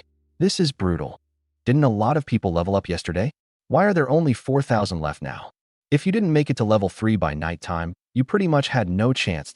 The rest probably got wiped out during the second half of the night. Survival of the fittest. Stop hoping for someone to save you. Wake up. Killing monsters is the only way forward. I wish I were as lucky as the top players with their treasure chests. What's in those treasure chests anyway? Gotta be something crazy. By the way, has Lin Feng even tackled a dungeon yet? Is he chickening out? He's got so many chests, he probably couldn't care less about dungeons. Oh please, it's just dumb luck. Give me a decent spot to farm monsters, and I'd outlevel him too. Really? What's your class again? You mean the quick fingers gimmick class? The fact you survived the wipeout is a miracle. Don't act tough. At that moment, a new announcement popped up. Zone announcement. Instance Dungeon, Wrath of the Spider Swarm. Ranking has been released. First place. Nightmare difficulty. Lin Feng. 17 minutes and 50 seconds. B-grade treasure chest rewarded. Second place. Simple difficulty. Zhao Shui. 18 minutes and 55 seconds. C-grade treasure chest rewarded. Third place. Simple difficulty. Wu Shuang. 19 minutes and 20 seconds. D-grade treasure chest rewarded. Holy crap, when did Lin Feng even complete it? He beat Zhao Shui by over a minute. What's wrong with you? Can't you see he completed it on Nightmare difficulty? The simple difficulty rankings are down below. Clearing Nightmare faster than simple? That's first place material right there. Respect. Lin Feng is legit unstoppable. Another announcement. Zone announcement. Participant count insufficient. Combining zones for chat. Zone announcement. Player Lin Feng has leveled up to level 5. Difficulty increased for the zone. Zone announcement. Monster levels and spawn rates increased.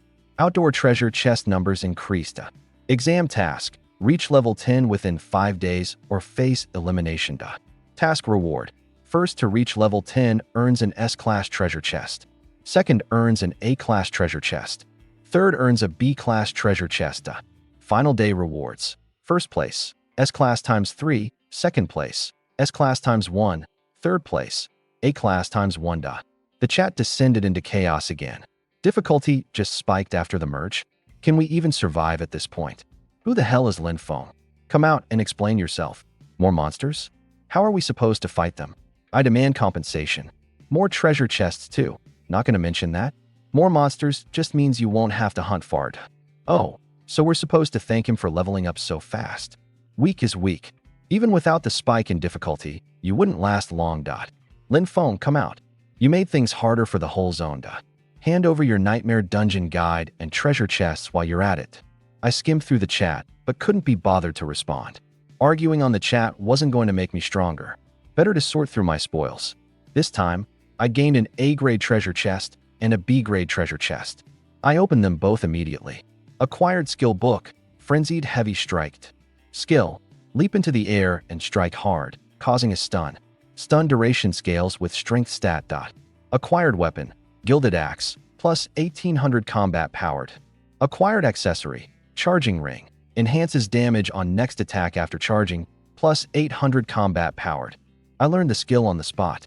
The dark gold axe alone was worth celebrating. My old Wolf Fong blade was already dented from overuse.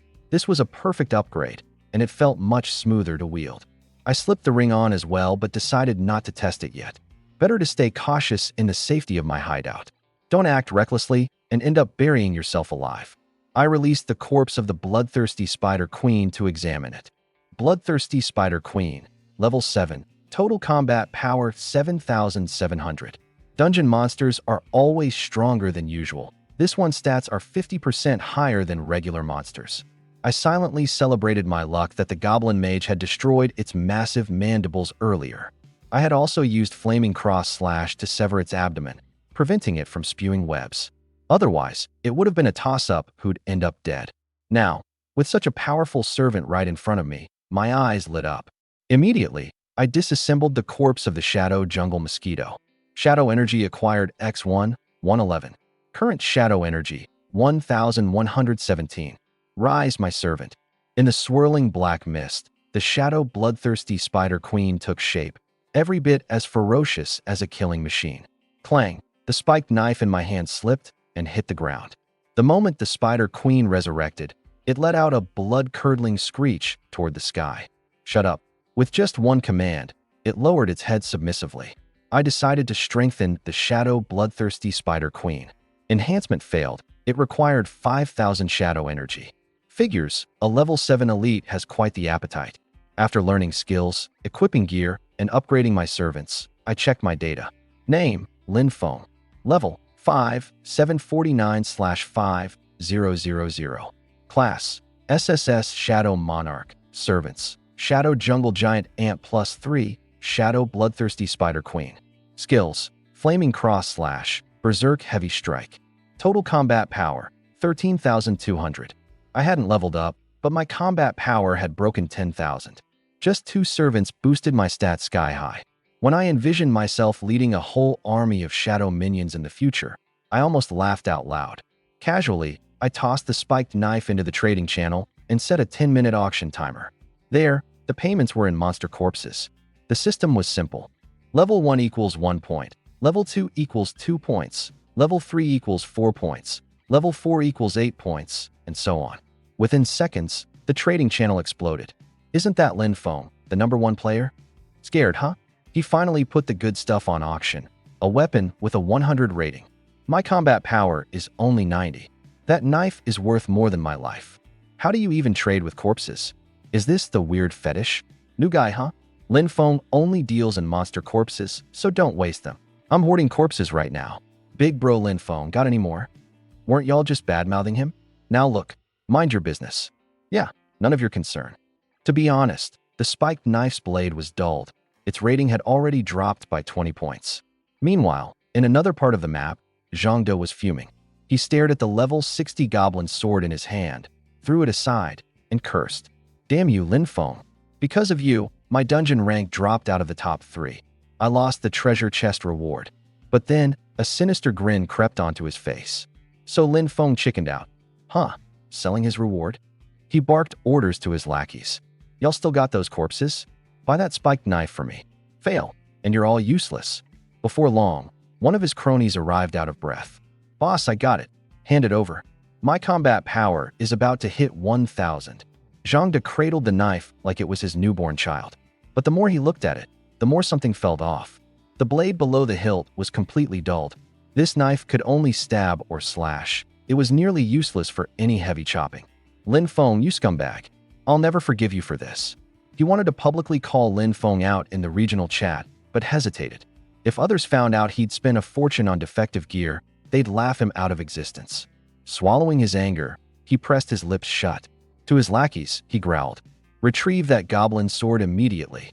Back on my end, I recalled my shadow giant ant and shadow spider queen. The 2 servants dissolved into black shadows and merged with the one beneath my feet. I chose a random tunnel and started walking. The cave system was intricate, with pathways snaking off in every direction. The giant ant couldn't find its way either. Its sheer size made navigation tougher, so I had to recall it. I devised a plan. At every fork, I would grab a handful of sand and scatter it slowly, observing wind direction to determine the nearest exit.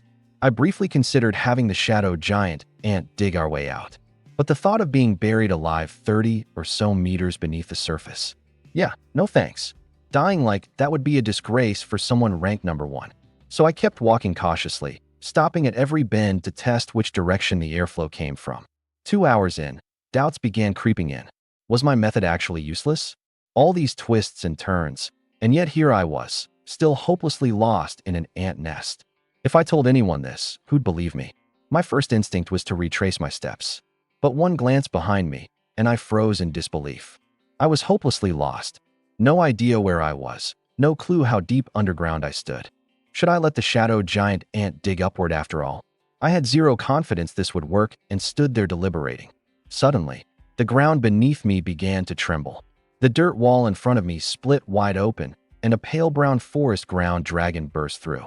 The dragon was massive, its gaping maw lunging forward to strike. Its circular rows of turbine-like razor teeth were so close, I almost lost my nerve. The stench from its mouth was overwhelming.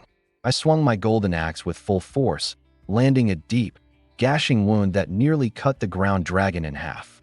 Badly injured, the creature didn't dare retaliate and fled immediately. I stared at the tunnel it escaped into and let out a bitter chuckle. Was my fate just to live underground forever? No exit? Fine, I'll follow it. If nothing else, I could always loot the ground dragon's lair. Determined, I plunged into the tunnel, chasing relentlessly. I wasn't about to lose it at some random fork. Before long, the ground dragon dove into a cavern, or rather, a massive pit. Looking down from its upper edge, I saw the sky. The pit was full to the brim, crawling with jungle ground dragons. Getting out was all I cared about. For now, I figured I'd clear them out while I was at it. Clutching my golden axe tightly, I leaped right in. Frenzied strike. The moment I hit the ground, a crimson glow exploded with a deafening bang. 3 ground dragons were instantly split in half. But even severed, the ground dragons were still writhing, clearly not dead yet. Within 5 meters around me, everything was stunned. The area control effect was maxed out. They were starting to recover, their massive jaws snapping toward me all at once. I sneered, ganging up on me. Cute. Time to come out, my servants. Instantly, my shadow ant and shadow spider matriarch emerged. Slaughter them, I commanded. The shadow ant barely held off 2 ground dragons. It was struggling to tear them apart. These things had ridiculously thick hides. The shadow spider matriarch, on the other hand, dove in like a wolf into a flock of sheep.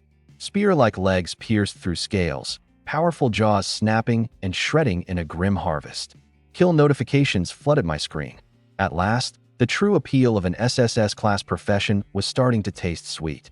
So many ground dragons lay dead that a ground dragon king, twice the size of a normal one, crawled out of the depths. Without hesitation, I hoisted my axe and advanced. Other than its size, the ground dragon king wasn't much different. My golden axe cleaved into its face, feeling no tougher than cutting through the lesser mobs. I swung my axe relentlessly. It didn't even get a chance to fight back. It could endure more hits, sure, but it was only a matter of a few more swings. Congratulations. You've killed a level 5 jungle ground dragon, gaining 16 energy points x 78. Congratulations. You've killed a level 6 jungle ground dragon king, gaining 32 energy points. Current level 5, 2029/5000.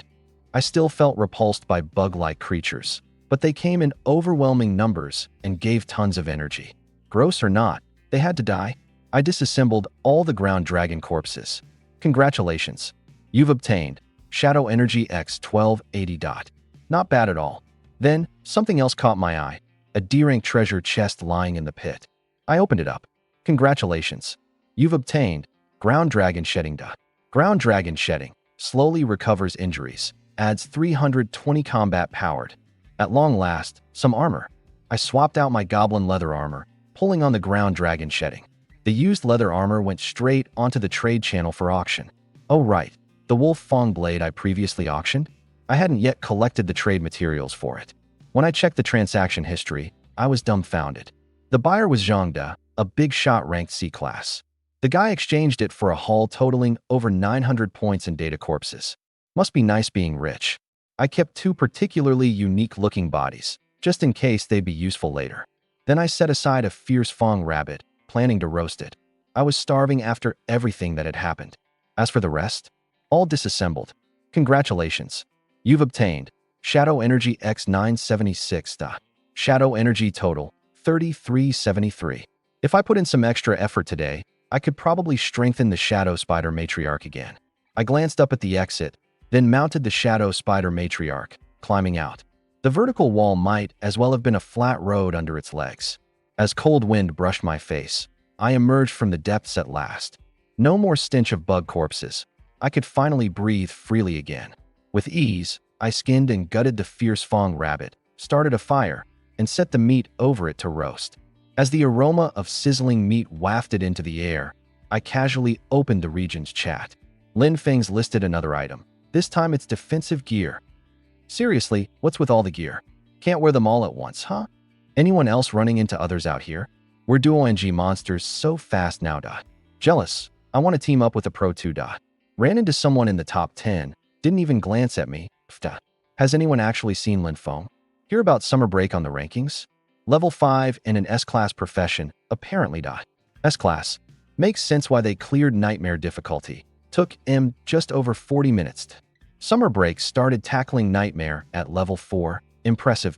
Even with that head start, no way they're beating Lin Feng in terms of timing. Lin Feng could probably smack the crap out of summer break. No need to stir the pot. Weary just discussing who's stronger. relaxed. Summer Break has an ice troll profession, ranged, ice attacks, and melee capability. What's Lin Feng's profession?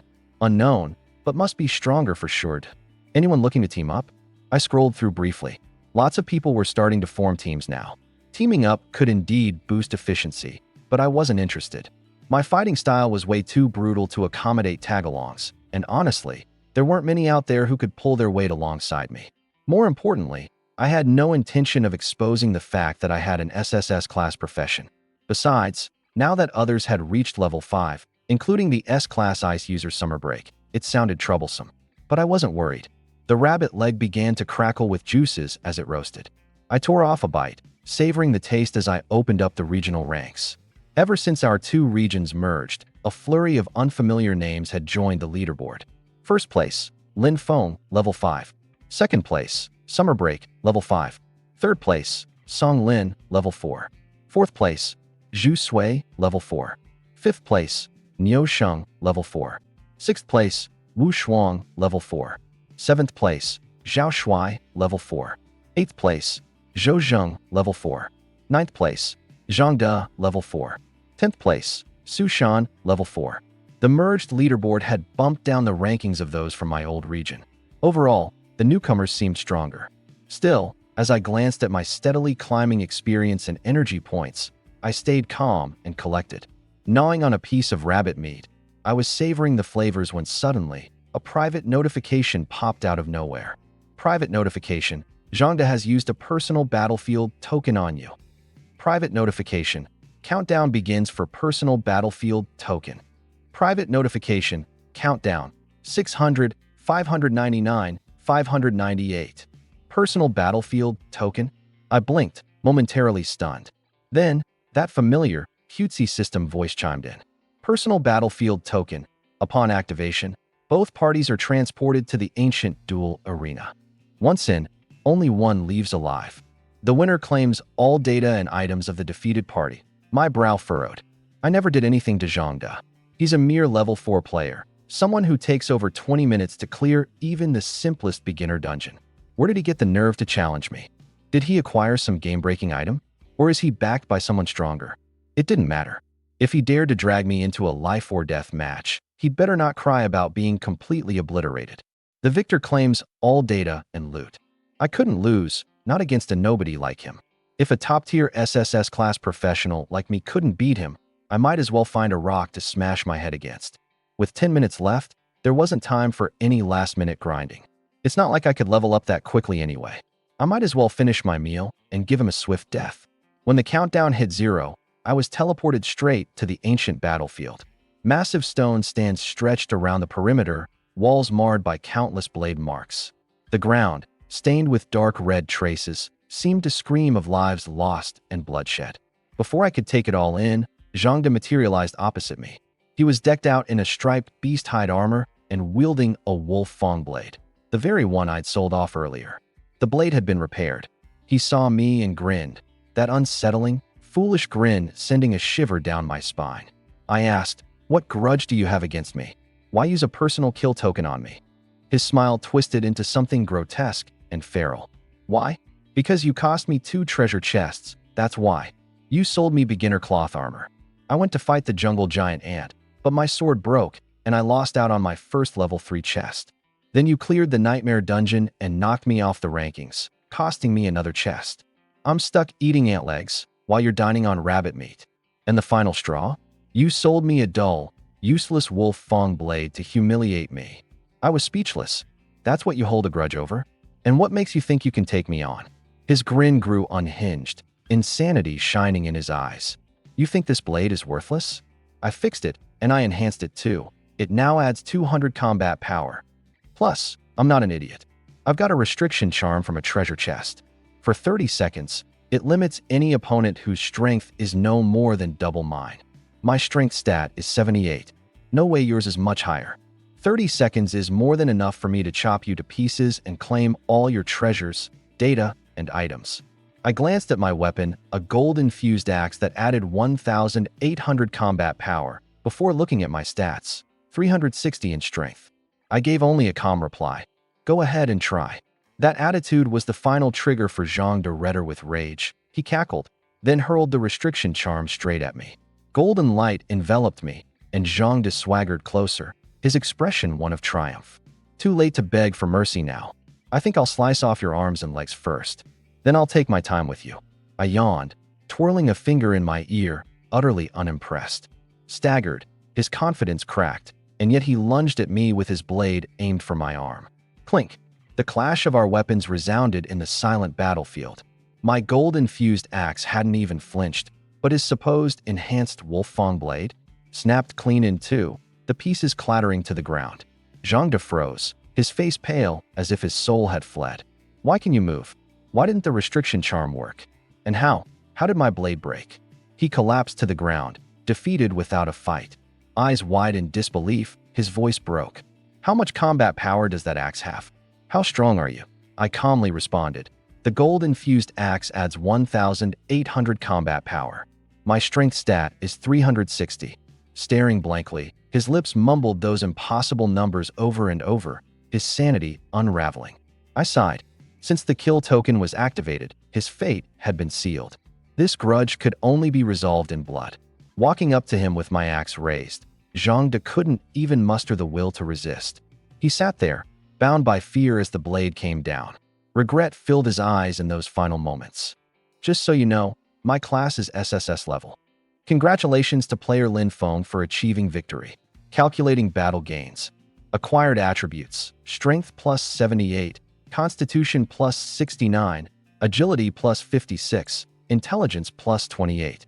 Acquired items: Snow Wolf Hide Armor, Agility Ring, Lucky Pouch. Snow Wolf Hide Armor. Combat Power plus 180. Agility Ring. Boosts agility by plus 50 upon activation. Drains magic energy continuously. Combat Power plus 400. Lucky Pouch. Increases luck-related probabilities. What a haul. This was equal to several levels worth of grinding. I had to admit, it was a generous gift from Zhang de. The Snow Wolf Hide Armor wasn't better than my current Dragon Hide garb, so I decided to sell it for extra resources. The Agility Ring, though? Now that was useful. I put it on immediately. If I'd had it earlier, my duel with the Shadow Spider Queen wouldn't have been such a close call. What exactly does this luck stat do? Increases chances for item drops, treasure chest appearances, and other probability-dependent outcomes. Even more valuable than I thought. But there were no new skills this time. Either Zhang de didn't have any, or the system failed to log them. Whatever, no point dwelling on it. He'd wasted enough of my time already. Now it was time to progress. That first-place chest on the leaderboard wasn't going to wait forever. Missing out would be a real loss. Earlier, when I entered the ancient battlefield, my Shadow Giant Ant and Shadow Brood Mother were automatically sent into standby mode. If I hadn't done that, the mere sight of my two terrifying minions would probably have scared Zhang to stiff. Now, I summon them back. I mount the Shadow Giant Ant and make my way deeper into the jungle. I'm not riding the Brood Mother because her numerous, eerie eyes are just too unsettling to look at. Besides, the Brood Mother is my main offensive force. I can't afford to waste or overwork her. As for the Giant Ant, I'm on the fence about swapping it out, so for now, I'll keep going and see how it performs. Suddenly, a 2-meter-tall giant wolf leaps out in front of me. This is no ordinary wolf. It's a saber-fang demon wolf, its dagger-like fangs jutting outward menacingly. It lunges straight toward the Shadow Brood Mother, claws aimed for her head. Before it can even complete the attack, however, the Brood Mother's 4 razor-sharp abdominal legs strike like lightning, piercing directly through its forepaws and abdomen, pinning it firmly to the ground. The wolf lets out a blood-curdling wail and tries to bite back, but the Brood Mother doesn't give it a chance. One of her sharp legs plunges through its open maw and skewers straight through its throat. The cry is abruptly cut off. It dies instantly. You've killed a level 7 saber-fang demon wolf. Energy gained, 64. Current level, 5, 2093/5000. A level 7 monster, dispatched as easily as swatting a fly. The Brood Mother made it look effortless. If I can find another few dozen of these, I can level up in no time. I glance at the information feed. Saber-fang Demon Wolf, level 7, power rating 1200. Skills, Saber Fangs, Claw Attack. Not bad stats, slightly stronger than the Shadow Giant Ant, but not a game changer worthy of an immediate swap. Based on the pattern of the Myriad Race battlefield, there's likely a wolf den nearby. In hindsight, I should have spared this one and tracked it back to its pack. Too late. One strike and it was lights out. I go ahead and break down the corpse. Shadow energy gained, 64 points. Current shadow energy total, 3,437 points. I need 5,000 for a round of upgrades on the Shadow Broodmother. Almost there. Switching to the trade exchange, I notice Snow Wolf hide armor is selling like hotcakes. I break down some of the materials from earlier trades and gain a surprising 1,423 shadow energy. New total, 4,846 points. Now I'm just a little over 100 points away from unlocking the first enhancement. Time to find more prey. What I didn't realize then was that, after Zhang Da's death, the regional chat had already blown up. Region announcement: Zhang Da has been eliminated. Current region population, 8,675. Wait, am I seeing things? Did Zhang Da just die? Are we talking about that Zhang Da, the one on the leaderboards? Or just someone with the same name? I've been following that guy all day. I look away for 1 second, and he's gone. Poor Zhang Da. No way. He's a front runner on the rankings. It doesn't make sense for him to go down like this. Could he have choked in a nightmare-ranked dungeon? Probably. Even on easy mode, I barely made it out alive. I still haven't fully recovered. Nightmare dungeons? Forget it. Anyone got healing potions? My constitution's only 30. I don't think I can hold on much longer. I've just been toughing it out. With an 80 constitution, the Regan's faster. 80 constitution? Respect. Meh, don't be impressed. I partied with that guy before. His 80 points are all boosted by gear. Without his quick reflexes, I'd have ditched him ages ago. Wait a second.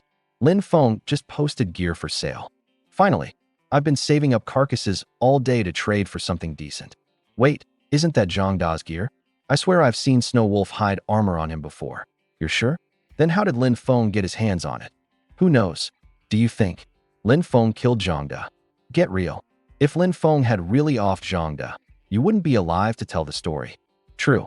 If someone's capable of taking out Zhang Da silently, killing a bystander like me would be child's play. Either way, the body's mine. I'm taking the Snow Wolf hide armor while I can. I remain oblivious to the lively region chat as I hear the faint sound of fighting up ahead. My heart skips a beat. Finally, signs of another human. I don't want to reveal my cards, so I pull my minions back into standby mode.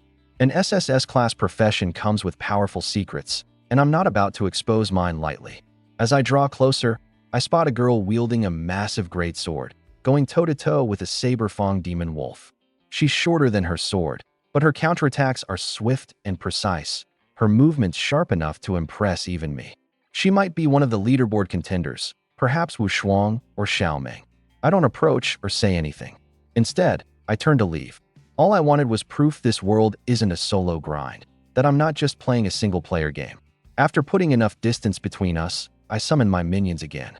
The influx of monsters continues as I make my way forward until, at last, I stumble upon the saber-fang demon wolf's lair.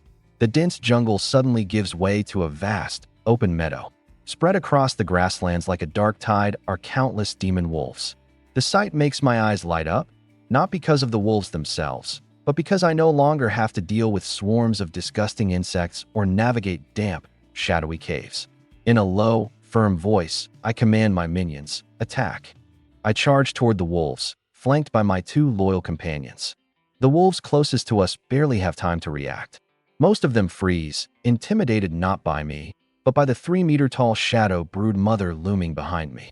I swing my shadow-edged axe, cleaving the jaw clean off the nearest wolf. The creature howls in agony and swipes at me with its claws. I block the attack and follow up with another strike, severing one of its limbs. Seizing the opportunity, I drive a foot into its abdomen, sending it sprawling to the ground. I step forward and finish it off with a powerful axe swing, severing its head.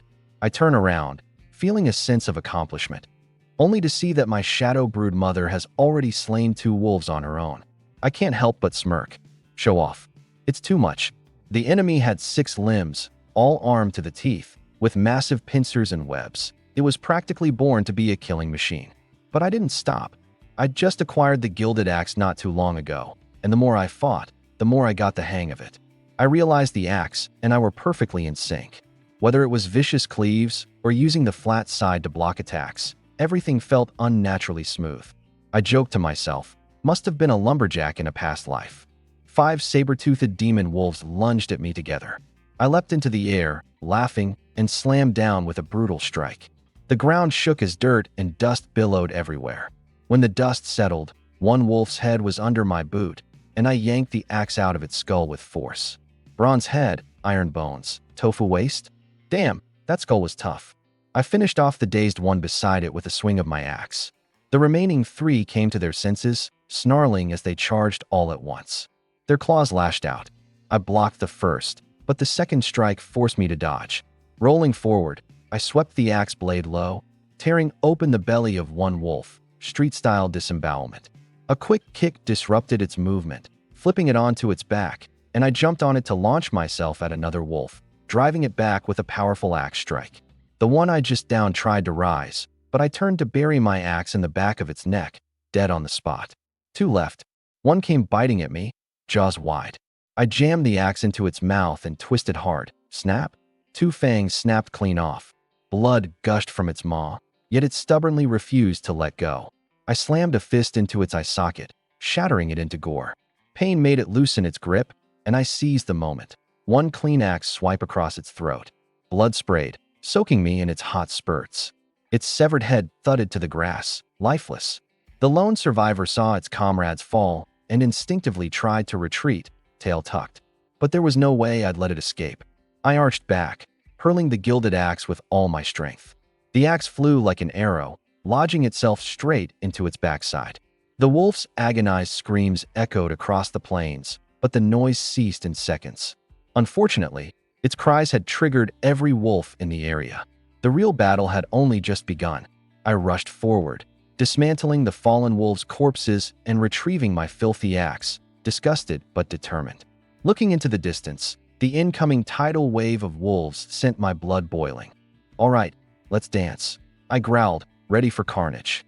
The shadow blood brood mother, still lurking, was less durable than the magic wolves, but notoriously clever. It trailed its kin and targeted wounded wolves, finishing them off with surgical precision. Facing the oncoming horde, I cleaned the gore off my axe, feeling like I'd just had an appetizer. Before the banquet, though, I prepared a bloody surprise for the wolves. Time to power up. Shadow blood brood mother, enhance. The brood mother screeched, her frame swelling horrifyingly. She grew taller and fiercer, her height nearing 6 meters, body length over 10, and her limbs like jagged pillars bristling with jagged spikes. Shadow blood brood mother +1. Level *7. Strength *333. Constitution *243. Agility *235. Intelligence *46. Skills *bite, web, spear legs. Combat power *12,000. With 12,000 combat power, those spiked legs and crushing jaws could wreak absolute destruction. No hesitation now. I charged alongside the broodmother straight into the wolves. Her 6-legged frenzy painted the battlefield in blood mist, wolf howls melding into chaos. I swung my axe with abandon, unleashing another devastating blow in the densest part of the pack. The earth shook as the impact landed. 10 wolves collapsed, 3 killed, 8 gravely wounded, the rest left reeling. Without pause, I cleaved another flaming cross slash through their ranks. The flames roared outward, slicing through the wolves like a hot knife through butter. Not even screams escaped before their bodies hit the ground in bloody chunks. Severed limbs littered the grass, and the metallic tang of blood smothered the air. Neither I nor the brood mother let up. Our attacks grew more ferocious as the remaining wolves hesitated, terror rooting them in place. The brood mother pressed forward like death incarnate. The wolves couldn't even scratch its armor-like carapace. A few wolves dared to falter, but from the depths of the snowy plains, a sonorous, commanding howl broke through. "Ah woo woo," the Wolf King's rallying cry. Instantly, every hesitant wolf's eyes flared red with bloodlust, throwing themselves back into the fray. I'd already recalled the shadow ants by now. There was no room for them in this slaughter. Drenched head to toe in steaming wolf blood, even my breaths tasted like iron. Wielding the nearly 2-meter gilded axe, I roared with laughter. Hell yeah, let's make this a night to remember. A storm of wolves descended upon us, but every precious step toward me was met with glittering arcs of my axe. If they got too close, it was either broken bones or outright death. My movements were relentless, a step to the left, a shift to the right, each step taking down another wolf. The blood pooled so much it carved crimson rivulets into the grass. I lost track of time, all sense of self fading into pure adrenaline. By the end, the wolf tide had dissipated. The plains were a ravaged graveyard of twisted bodies and upturned soil. In this wasteland of carnage, only 3 figures remained: me, the brood mother, and the wolf king. Every breath was heavy as I stood on soaked grass. Blood and sweat dripped off me, and the claw marks on my legs had already scabbed over, courtesy of dragon molt's healing properties. Before me loomed the saber-toothed wolf king. An ordinary magic wolf stood barely 2 meters at the shoulder. This one towered 4, its fur as white as snow. A silver streak between its eyes glinted with a frosty chill. The broodmother bore numerous deep gashes on her carapace, but remained battle-ready. Then came another bone-shaking howl. The wolf king's silky fur rippled in the wind with an unnerving grace before it disappeared entirely, leaving only an afterimage. My heart sank. This wasn't an 8th-tier beast, it was 9th tier, and an agility-based elite at that.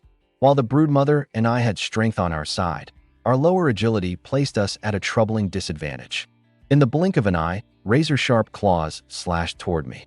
I barely managed to block with the gilded axe, sparks flying as the claws screeched across the blade.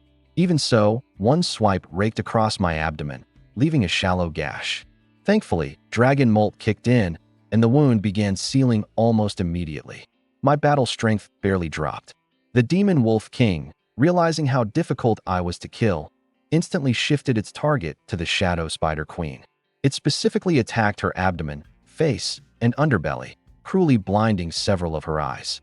The spider queen shrieked in pain, her wounds tearing wider with every hit. Fighting back, she lashed out with 6 leg spears aimed at the demon wolf king, forcing it to dodge. The wolf king wasn't left unscathed. A few wounds streaked across its body before it retreated to put some distance between them. The two stood locked in a tense standoff. Meanwhile, not far away, Wu Shuang was struggling to chop down 2 saber-toothed demon wolves. Panting heavily and leaning on her massive sword, her sweat-soaked back glistened as she silently celebrated her hard-won victory. Suddenly, the howls of the wolf king echoed through the air. Immediately on high alert, she scanned her surroundings, finding nothing unusual. Curiosity got the better of her, and she cautiously moved in my direction. Then, she saw something she would never forget. The battlefield underfoot was littered with dismembered demon wolf carcasses. A fog of blood filled the air, leaving her breathless. The pride she felt seconds ago for defeating 2 saber-toothed demon wolves evaporated, replaced by a deep chill running through her. In the distance stood a towering man, me, with a long-handled battle axe in my hands, looking like a god of war descended to earth. The very demon wolves that Wu Shuang had barely managed to kill were falling before me like fragile chicks, one swing of my axe for each wolf. Hundreds of saber-toothed demon wolves surrounded me, yet not a single one could leave a scratch. To top it all off, the terrifying shadow spider queen wasn't my enemy, it was my pet. Wu Shuang froze on the spot, too stunned to move. But I didn't notice her watching. I was entirely fixated on the saber-toothed demon wolf king. The wolf king lunged again. I seized the moment, unleashing a blazing cross slashed straight at its front paw. But the blade cut through what seemed like air. A split second later, I felt a bone-chilling draft behind me. I rolled out of the way just in time, but the wolf king still managed to rake 2 deep gashes across my back, exposing bone. Its claws narrowly grazed the back of my head, peeling off a chunk of scalp. Blood poured out instantly. That's when I realized what I had struck earlier was nothing but an afterimage. The pain didn't drag me down. Instead, it ignited my fighting spirit. Energy surged through me. Even my hair whipped around from the force. The enraged spider queen tried to rush forward, but I raised a hand to stop her. This wolf king, I would kill with my own hands. The wolf king, puzzled that a human could become even fiercer while injured, didn't understand and continued attacking. Activating my agility ring, I went in for another blazing cross slash. This time, I saw it clearly. Just as the slash descended, the wolf king slipped out of the way as though shedding its own skin, materializing behind me in an instant. I turned with a gold-edged axe block, but it still tore into my arm.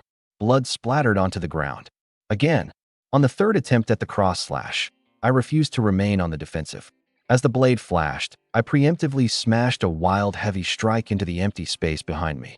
Sure enough, the Wolf King reappeared in that exact spot. In the next moment, its head collided head-on with the point of impact. Fueled by wrath, I slammed my gold-edged axe down, cleaving half its skull clean off. The Wolf King's anguished howl echoed across the plains. Though not yet dead, it was left dazed. Without giving it a moment's reprieve, I advanced, swinging my axe repeatedly at its gaping wound, as if to settle the score for the chunk it had torn from my scalp. Congratulations. You have slain Saber-Tooth Demon Wolf. Energy gained, 64 points. X2 18***. Congratulations. You have slain Saber-Tooth Demon Wolf King. Energy gained, 256 points. Level up, 40 attribute points available for allocation. Current level, 6, 11304/20,000. Congratulations. You have unlocked a passive skill, Beginner's Battle Spirit. Beginner's Battle Spirit. During combat, feel no pain and maintain absolute focus. After killing so many wolves, I finally leveled up. As usual, I distributed my points evenly across attributes. And I unexpectedly unlocked a skill. No wonder the wounds hadn't hurt much earlier. Instead, fighting seemed to pump me up even more. Being able to stay calm in the heat of battle was the only reason I saw through the Wolf King's tactics and found an opportunity to kill it. Before this, I probably would have relied on the Spider Queen to spread webs across the battlefield. But that would have taken too long, and the Wolf King wasn't the type to just stand there waiting. Even if the web slowed it down, it wouldn't have stopped it from retreating. I was still admiring my new skill when I accidentally tugged at one of my wounds.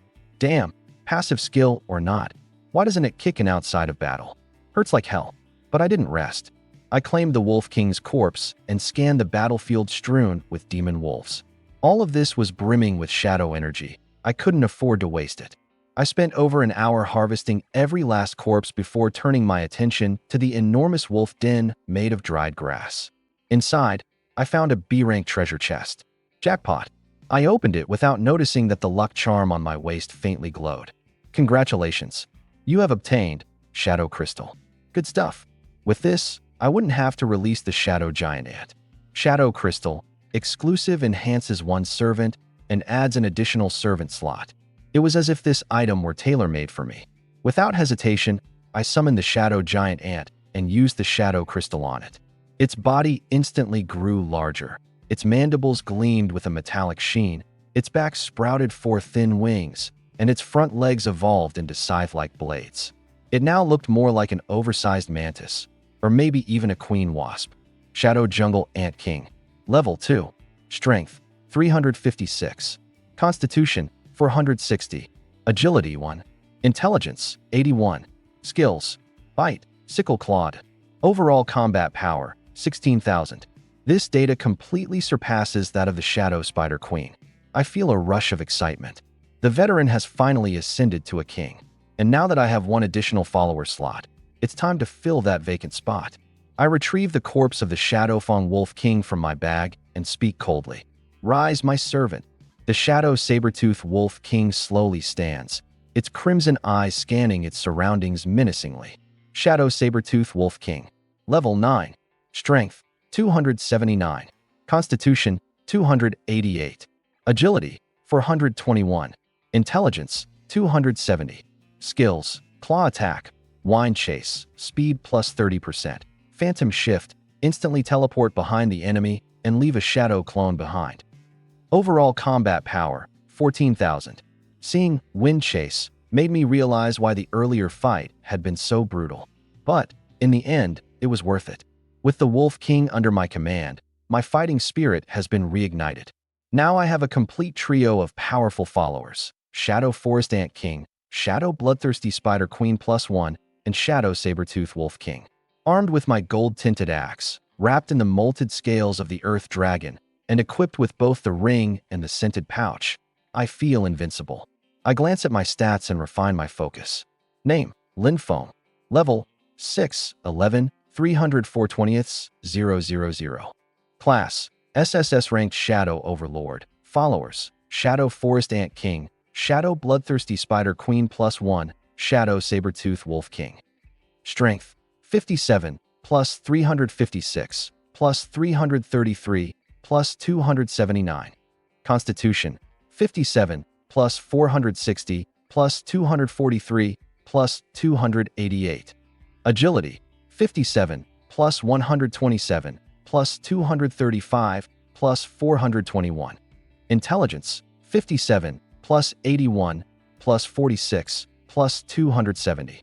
Skills, Flaming Cross Slash, Berserk Smash, Beginner's Fighting Spirit. Overall combat power, 52,100. At just level 6, my stats are outright absurd.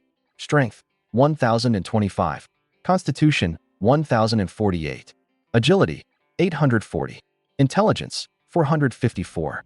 Combat power, 52,100.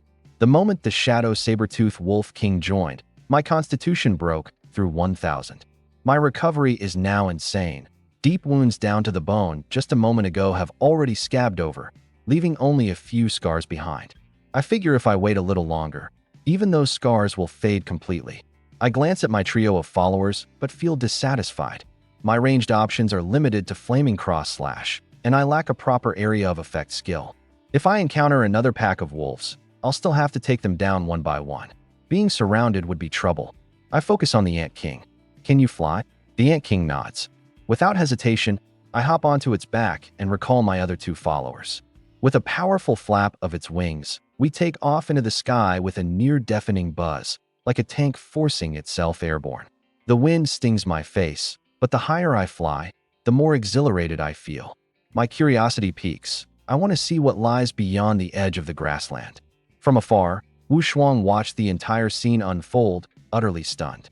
First, she saw me commanding the Shadow Spider Queen to slaughter wolves as if they were chickens.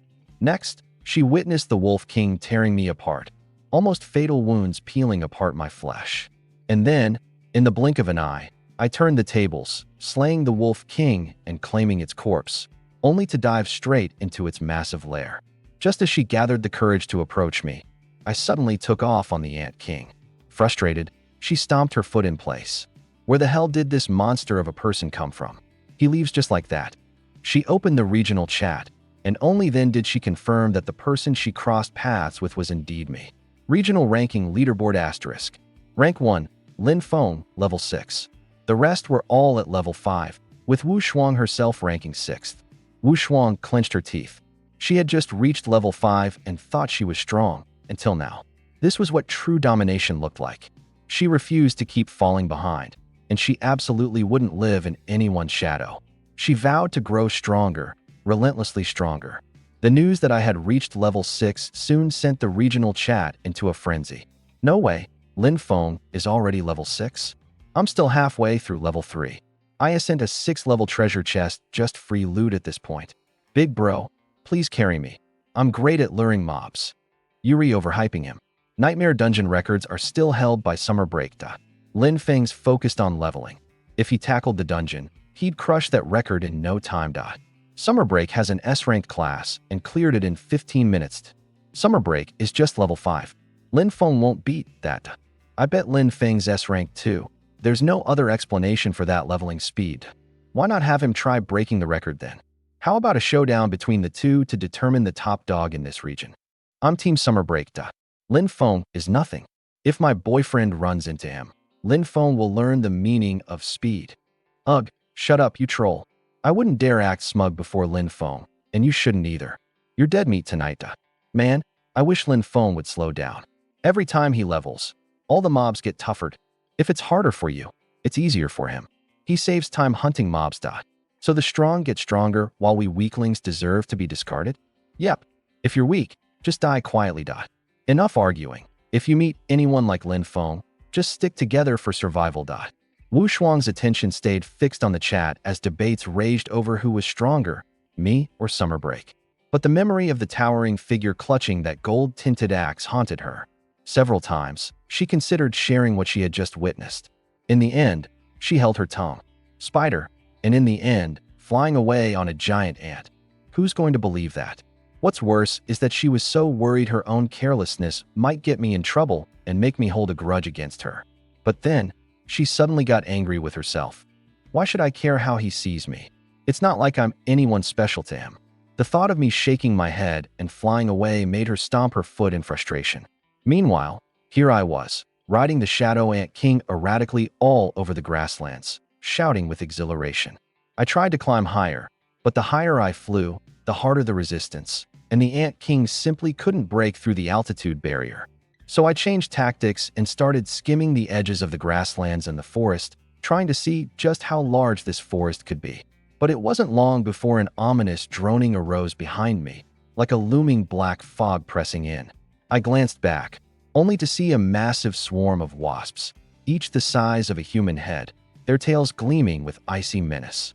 There were tens of thousands of them, at least, and some even more colossal ones were mixed among them. My scalp went numb. I urgently commanded the Ant King to speed up, but it wasn't exactly the fastest mount to begin with. The buzzing grew louder and closer. My heart sank. If they caught up, I wouldn't just be in for a beating, I'd be obliterated. Why were these wasps chasing me like maniacs? Somebody in the jungle might know the answer. Back in the forest, in front of a massive hive as tall as a 6 to 7-story building, Xiaoxiu was cursing under his breath, signaling to two of his lackeys to keep quiet. He instructed one lackey to release poisonous mist aimed to stun, not massacre. The other was told to guard the perimeter and stop anyone daring to approach. Once the mist took effect, he planned to freeze the wasp's wings with icy fog, then give the signal to harvest energy together. He repeatedly warned, "This hive has at least tens of thousands of level 2 jungle wasps inside. If we make too much noise, we're all dead men." As the poisonous mist began to quietly permeate their territory, the droning of the hive gradually diminished. As the group exchanged hopeful grins, whoosh! All of a sudden, an ear-splitting flapping sound tore through the air directly overhead. I zoomed over their heads on the Shadow Ant King, causing such a racket it was utterly ridiculous. The hive instantly exploded with activity. The wasps surged out in a black tidal wave, immediately spotting the massive airborne target. With a wingspan over 6 meters, the Shadow Ant King's every wing beat echoed like drum strikes, all audible from half a kilometer away. The entire swarm veered toward me, descending into a frenzy as they chased me down. Back on the ground, with their original plan ruined, Xiaoxiu and his crew didn't dare make a peep, their faces livid with anger. Watching the swarm zoom away, Xiaoxiu dragged his team into a full retreat. If the swarm decided to turn around and find them, not even dust would remain of their bodies. After sprinting several hundred meters, panting heavily, someone muttered a curse. God damn it. We were so close. But then this crap had to happen. The poison mist lackey was trembling. That wild beast was massive. There's no way its power wasn't off the charts. The perimeter guarding lackey gritted his teeth. I saw a person riding it. The poison mist guy stared wide-eyed. You must have been seeing things. The guard thumped his chest. No way. I've got enhanced eyesight. And the guy was carrying a huge battle axe on his back. Xiaoxiu's temper exploded. If I find out who screwed me over, they're dead. Dead. The droning behind me grew louder and quicker. It was only a matter of time before the swarm caught up with me. I urged the Ant King to stay as far above the forest canopy as possible, hoping the wasps might eventually tire and scatter. But this was the myriad race battlefield. These wasps were relentless, tailing me with a vengeance. With no other choice, I kept urging the Ant King to pick up the pace. Finally, a cave came into view. This time, I wasn't hesitant. In fact, its entrance looked like a lifeline. I steered the Ant King straight into the cave. Take that left passage. The cave's interior was a maze of corridors, but the swarm stayed firmly on our trail. The wasps seemed to track prey by scent, impossible to shake off no matter the maneuvers. After taking several turns, I suddenly instructed the Ant King to stop. I glanced around, then issued a command for the Ant King to stay put. In the next moment, I bolted deeper into the cave myself. The swarm followed the scent trail, soon arriving at the Shadow Ant King. Even though the human scent had faded, they decided to tear apart the giant ant on sight anyway. The Ant King, however, had no intention of sticking around for a fight. It turned and bolted. As the swarm chased relentlessly into the next passage, my carefully laid trap triggered. The Ant King barreled into an even narrower corridor, the swarm closing in fast, seemingly seconds from catching it. And then, poof, right in front of their eyes, the Ant King disappeared. Unable to stop in time, The frenzied wasps slammed en masse into layer upon layer of immense webs. Webs spun by the shadow spider matriarch. The wasps struggled wildly, only to entangle themselves even more deeply. These webs were engineered to ensnare even strengthened monsters, leaving no chance for them to escape. From the start, I'd never intended to sacrifice the Ant King. I had preemptively coordinated with the shadow spider matriarch, preparing an ambush. The Ant King merely served as bait, luring the swarm into its doom. The nearer to the web they flew, the closer I kept watch. Once the Ant King entered the trap zone, I recalled it instantly. The swarm plunged headlong into checkmate. Nearly airtight, the corridor was sealed off with 8 separate layers of web, woven painstakingly by the spider matriarch herself to ensure nothing escaped. Seeing the swarming wasps clog up the giant web like energy packages, I smirked coldly as I approached to finish the job. But then, unexpectedly, the air behind me stirred with a distinct swooshing sound.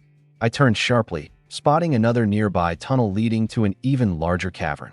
I hesitated momentarily, staring back and forth between the energy-loaded web and the new passageway ahead before deciding to go check what just flew past us.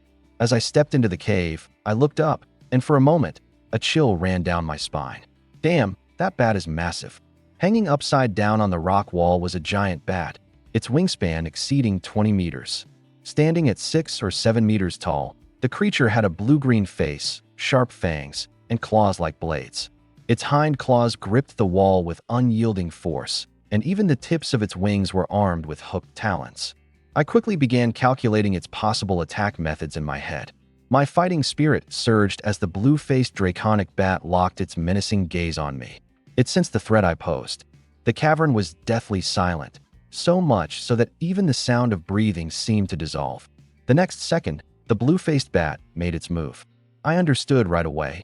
If I summoned the Shadow Ant King, its bulk would only slow it down, rendering it an easy target. The draconic bat folded its wings and dove downward. Releasing its grip on the wall, it hurtled directly towards me and the Shadow Spider Queen.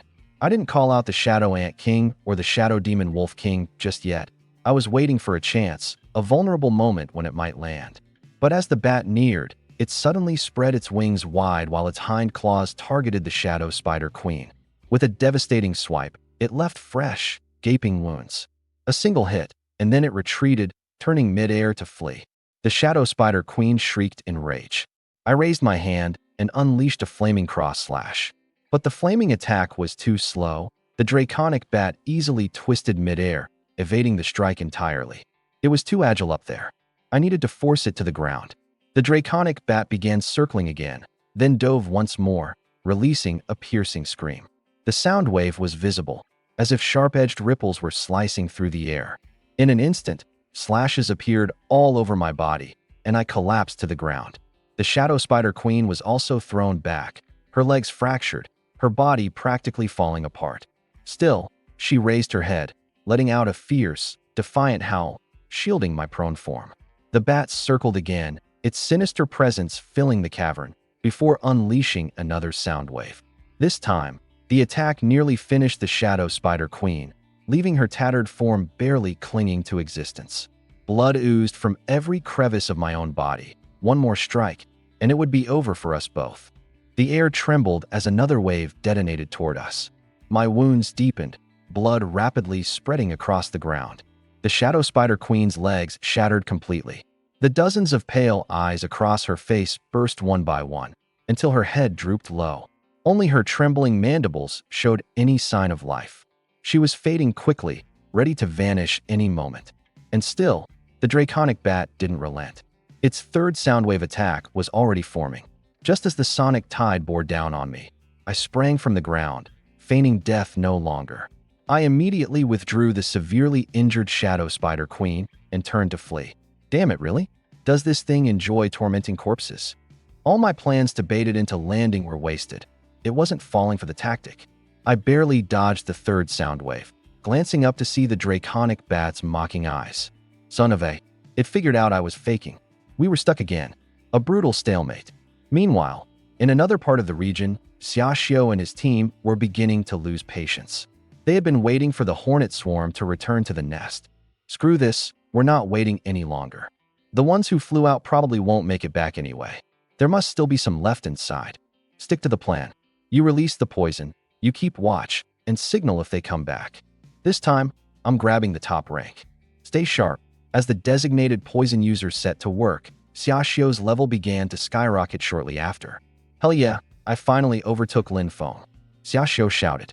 His lackeys immediately began enthusiastically praising him, while the regional chat exploded in chaos. Our boss Xiaoxio passed Lin Feng. Told you Xiaoxio was stronger. S-tier class is just too OP. Boss Xiao, please take me under your wing. Lin Feng was just riding on luck. Now he's been dethroned. But just then, the sound of an official notification rang throughout the region. Region announcement. Region number 650249 has used a regional battlefield decree on this region. Region announcement. Rules for the regional battlefield decree are as follows. Regional battlefield decree. The initiating region will engage another in a resource plundering event. Regional battlefield decree. The victor gains 60 points of random data and takes 50% of the losing region's resources. Regional battlefield decree. The loser loses 60 points of random data and forfeits 50% of their resources. Regional battlefield decree. Resources include monster spawns and treasure chests. Regional battlefield decree. The initiating region chooses the combat rules. Region announcement. Region number 650249 has chosen solo slaughter mode. Solo slaughter mode. Each region will send their highest ranking player to an ancient battleground. Fight to the death. Solo slaughter mode. The winner will also receive an A-tier treasure chest. Region announcement. Battlefield countdown begins. Countdown. 2 hours. The chat channel erupted into chaos once more. Is number 650249 insane? Why the hell would they trigger this? I only have 61 data points total. If I lose 60, what even is the point of living? The worst part is losing half our resources. No monsters, no treasure chests. How are we supposed to get to level 10? If we can't reach level 10, we're done for. This system is legit trying to kill us. Wait, what exactly does solo slaughter mode mean? Are we really letting one person decide the fate of an entire region? Our top player is Xiaoxio, right? Can he hold up against their best? Xiaoxio's an S tier. He's got troll bloodline for melee, and he can handle ranged combat with ice abilities. He has to win, right? Xiaoxio, say something. All our lives are riding on you now. Hold on. I'm gonna tear number 650249's top player to pieces myself. If we win, we'll get a ton of data points and a 50% boost in resources. A direct shot to the top. Taking off. The announcement blared again. Regional announcement. During Battle Arena Command, players can view rankings and chat on both sides, but messaging privileges are disabled. The crowd immediately rushed into the opposing chat to spy. Who initiated the Battle Arena Command? Did they consult us? Who gave one person the right to stake everything on us all? It was Yamamoto. He's S-class, and his level outclasses the other side. Yamamoto even earned the Sword Master title before. We've got this. The honor of Sakura Kendo rests on this battle. Back in our own channel, tempers were starting to flare. Damn it, it's those Sakura punks. Their top player is already level 7. Is there any chance Summer Shoe won't mess up? Level 7 means nothing. Stop scaring yourselves. Everyone give their best gear to Summer Shoe. Every bit counts. I have a strength ring. It's his, but he has to give it back after. I'll throw in my agility boots. I've got a sword with 180 combat power. GTFO. You're really gonna show off a 180 CP like it's impressive? Cringe. Somehow, everyone managed to piece together a top-tier equipment set for me. Alright, thanks guys. If I don't win, I won't bother coming back. Sakura Kendo? I'll beat them until they call me Grandpa. At that moment, I had no idea the channel was in total chaos. With over 1,000 in Constitution as my buffer, the claw wounds caused by the sonic waves looked frightening but barely stung. The damage wasn't the issue. The problem? How the hell to get the azure-faced dragon bat out of the air? We were locked in a stalemate. The dragon bat, realizing I had no ranged combat capabilities, made the first move. With a sharp dive, it targeted me, its hind claws coming straight for the attack.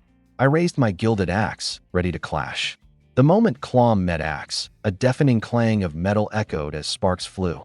Neither of us managed to land a hit. The dragon bat pulled away instantly, circling once more and diving again for another strike. The sound of our collisions filled the cave, each one loud enough to test anyone's patience. When the next dive came, I changed tactics. I didn't block. Instead, I sidestepped and unleashed my shadow web weaver. Fully healed, my web weaver wasted no time spitting webs. If we couldn't drag it down, then I'd just go up. The sight of the reborn web weaver hit the dragon bat hard. It faltered for a moment, then frantically flapped its wings to dodge. But the web had already stuck. Its hind claws were bound tight, ensnared. The panicked dragon bat beat its wings harder, yanking the web weaver off the ground entirely. I grabbed the other end of the web, getting dragged into the air as well. The dragon bat thrashed, unable to free itself. It tried to tear the web with its other claw, but feared both would get trapped. So, it resorted to brute force, rocketing toward the cave wall with deadly speed, hoping to crush me on impact. The wall rushed closer and closer, but I didn't flinch. I quickly recalled the web weaver, leaving only myself holding the web. In the instant before we hit, I kicked the wall with all my might. Ferocious impact. Using the rocky surface as leverage, I reversed the momentum. Crash. The collision left a huge crater in the wall, rubble flying in every direction. The impact pressure burst the blood vessels in my legs, and I coughed out a mouthful of blood. But because I still clung to the web, the force sent me flipping straight onto the dragon bat's back. Battle fury took over as I ignored my bleeding limbs. With my left hand, I gripped the tufts of fur around its neck, a rope in my hands. To the dragon bat, it was fur. To me, it was reins. My right hand swung the axe down hard, tearing open a gash at the back of its head. The injury wasn't fatal, but I had no intention of stopping. Blow after blow, I rained down strikes until the impacts blurred into a frenzy of motion. The dragon bat shrieked, bucking wildly in pain, desperate to dislodge me, but I held fast like my life depended on it. It did. When shaking me off failed and the agony grew unbearable, the dragon bat panicked and escalated further. It stopped twisting and instead made a straight shot climb towards the ceiling, intending to crush us both. As it surged upward, I continued hacking deeper into the wound, but I instantly realized its suicidal plan. If rolling didn't work, and now it was running straight to its death. Well, so be it. Come out, my loyal underlings. In that moment, the dragon bat felt it. Its back suddenly weighed several tons heavier. The Shadow Ant King, Shadow Web Weaver, and Shadow Dire Wolf King all appeared at once, their massive forms anchoring down onto the dragon bat. And it was still rocketing toward the ceiling. The compounded weight nearly wrenched the creature's wings from their sockets as the strain overloaded its body. The Shadow Ant King didn't hesitate. It lunged for one of the wings, its jaws puncturing the delicate membrane. Rather than biting clean through, the Ant King pulled back, using its scythe-like forelimbs to pin itself into the wing's structure for a tighter grip. The web weaver was merciless, spearing six-leg spikes directly into the wing. Once secured, it started ripping into the flesh. The Dire Wolf King also leapt into action, sinking its fangs into the dragon bat's torso while its claws relentlessly tore at whatever it could reach. The dragon bat was overwhelmed. Its body, bleeding from countless new wounds, buckled under the relentless assault. Within seconds, all three of my shadow beasts had fully secured their positions, latched on tight and immovable. Even if it wanted to roll to dislodge us, it was too late. Screech. The dragon bat screeched in sheer torment, its wings riddled with gashes and holes.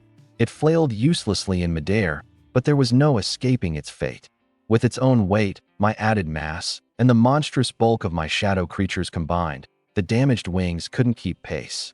It plummeted, spiraling like a battered rag as the group plunged together, a falling mass of flesh, claws, and shadows. The wind howled around us as the descent sped faster and faster. I had no intention of dying in the crash and quickly recalled my shadow beasts, praying the fall would at least soften without them adding to it. Touchdown. Just as I retracted my minion, the green-faced dragon bat unexpectedly sprang back up and took to the air, rolling like crazy mid-flight. My face darkened. This beast was faking death to fool me. The dragon bat abandoned steady flying and resorted to desperate spinning, somersaults, barrel rolls, you name it, all to stop me from summoning another minion. I was dizzy from its antics, but I refused to let go. My left hand clung on tightly, and my right hand, holding my golden-fused axe, didn't take a second's rest. I kept hacking relentlessly, no tactics, no reasoning, just swing after swing. The more it struggled, the messier its actions became. It accelerated, screeched to sudden stops, and flipped wildly. Gradually, its speed slowed down. By the time it was completely drained, I was almost too disoriented to remember how I landed. The only reason I didn't throw up was probably because I hadn't eaten much today. The second my stomach growled, however, it pulled me out of my dizzy state. Lying on the ground was the massive corpse of the green-faced dragon bat, its wings shredded to tatters, and the back of its skull hacked open, oozing blood and flesh. Congratulations!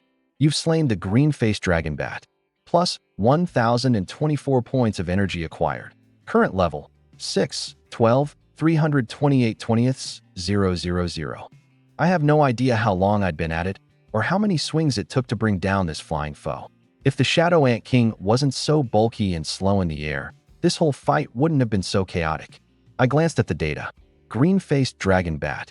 Level, LV, 11, bronze tier, low rank. Strength, 1,156. Constitution, 1,320. Agility, 1,100.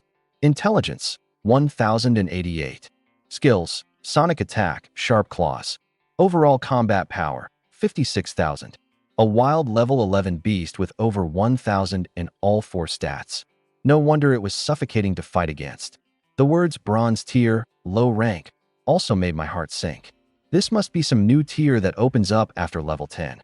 The reinforced Shadow Spider Queen is probably close to level 10, and so is the Shadow Ant King, but they're still completely outclassed compared to the level 11 Dragon Bat.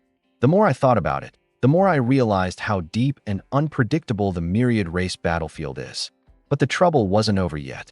If I wanted to summon the Dragon Bat as a minion, I'd need to dismiss one of the current ones first. The Shadow Ant King has the best stats. No way I'm getting rid of that. The Shadow Spider Queen is reinforced, ranking second in power. The Shadow Demon Wolf King has the weakest stats, but its illusion ability is too valuable to discard. I wrestled with the decision for ages before gritting my teeth. Forget it. I'll just summon it back later if needed.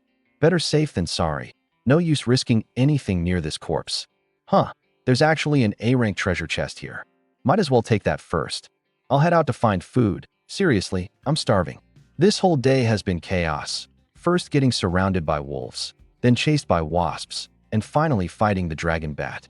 All day wasted in battles, and breakfast was just some roasted rabbit from this morning. I'm running on fumes now. Oh right, there's still a whole web full of wasps I haven't cleaned out yet. I cursed myself for being a workaholic and summoned my 3 minions again to head back into the tunnel to deal with the wasps. As soon as we arrived, the wasps went berserk, buzzing loudly enough to make my ears ring.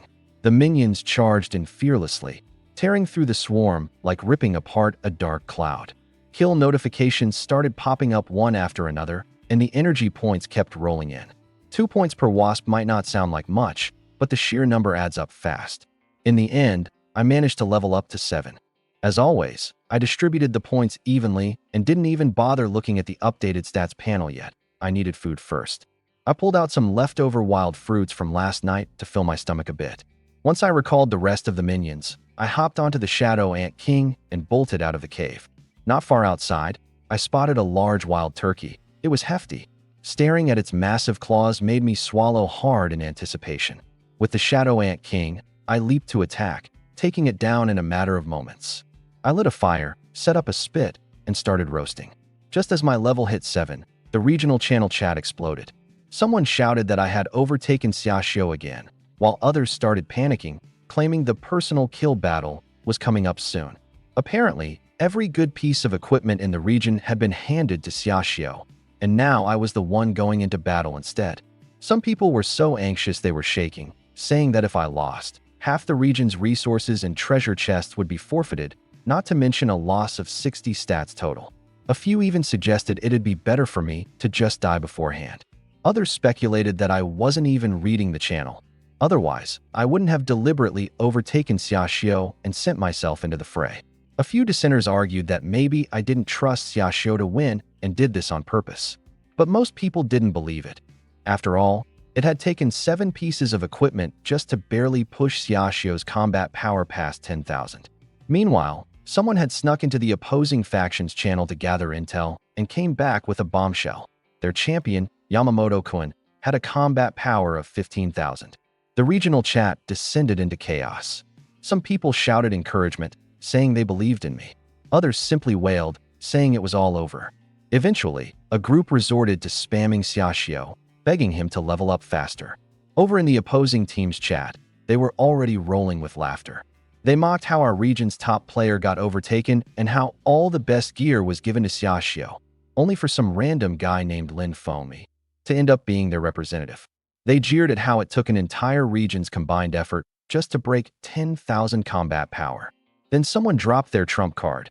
Yamamoto-kun was already at 15,000. Their chat erupted into mayhem, with many egging Yamamoto on to crush me instantly. Did they really just compare Yamamoto-kun to a mere sword master? You're too savage, don't be that blunt. If we scare them to tears, it's no fun anymore.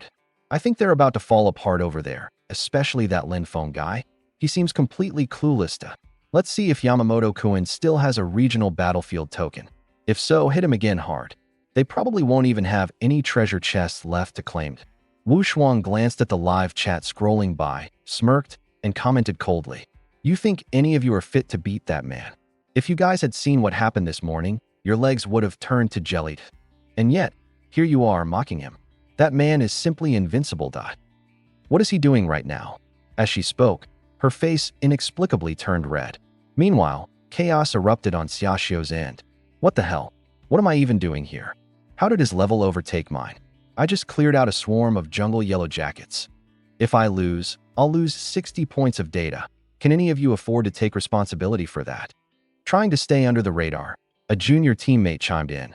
Boss, could it be because I lured that swarm of yellow jackets away? They never came back. If there's anyone who could solo that swarm at this stage, it's probably him. Otherwise, there's no way my level would have jumped like this. The more Xiaoxiao thought about it, the more it made sense.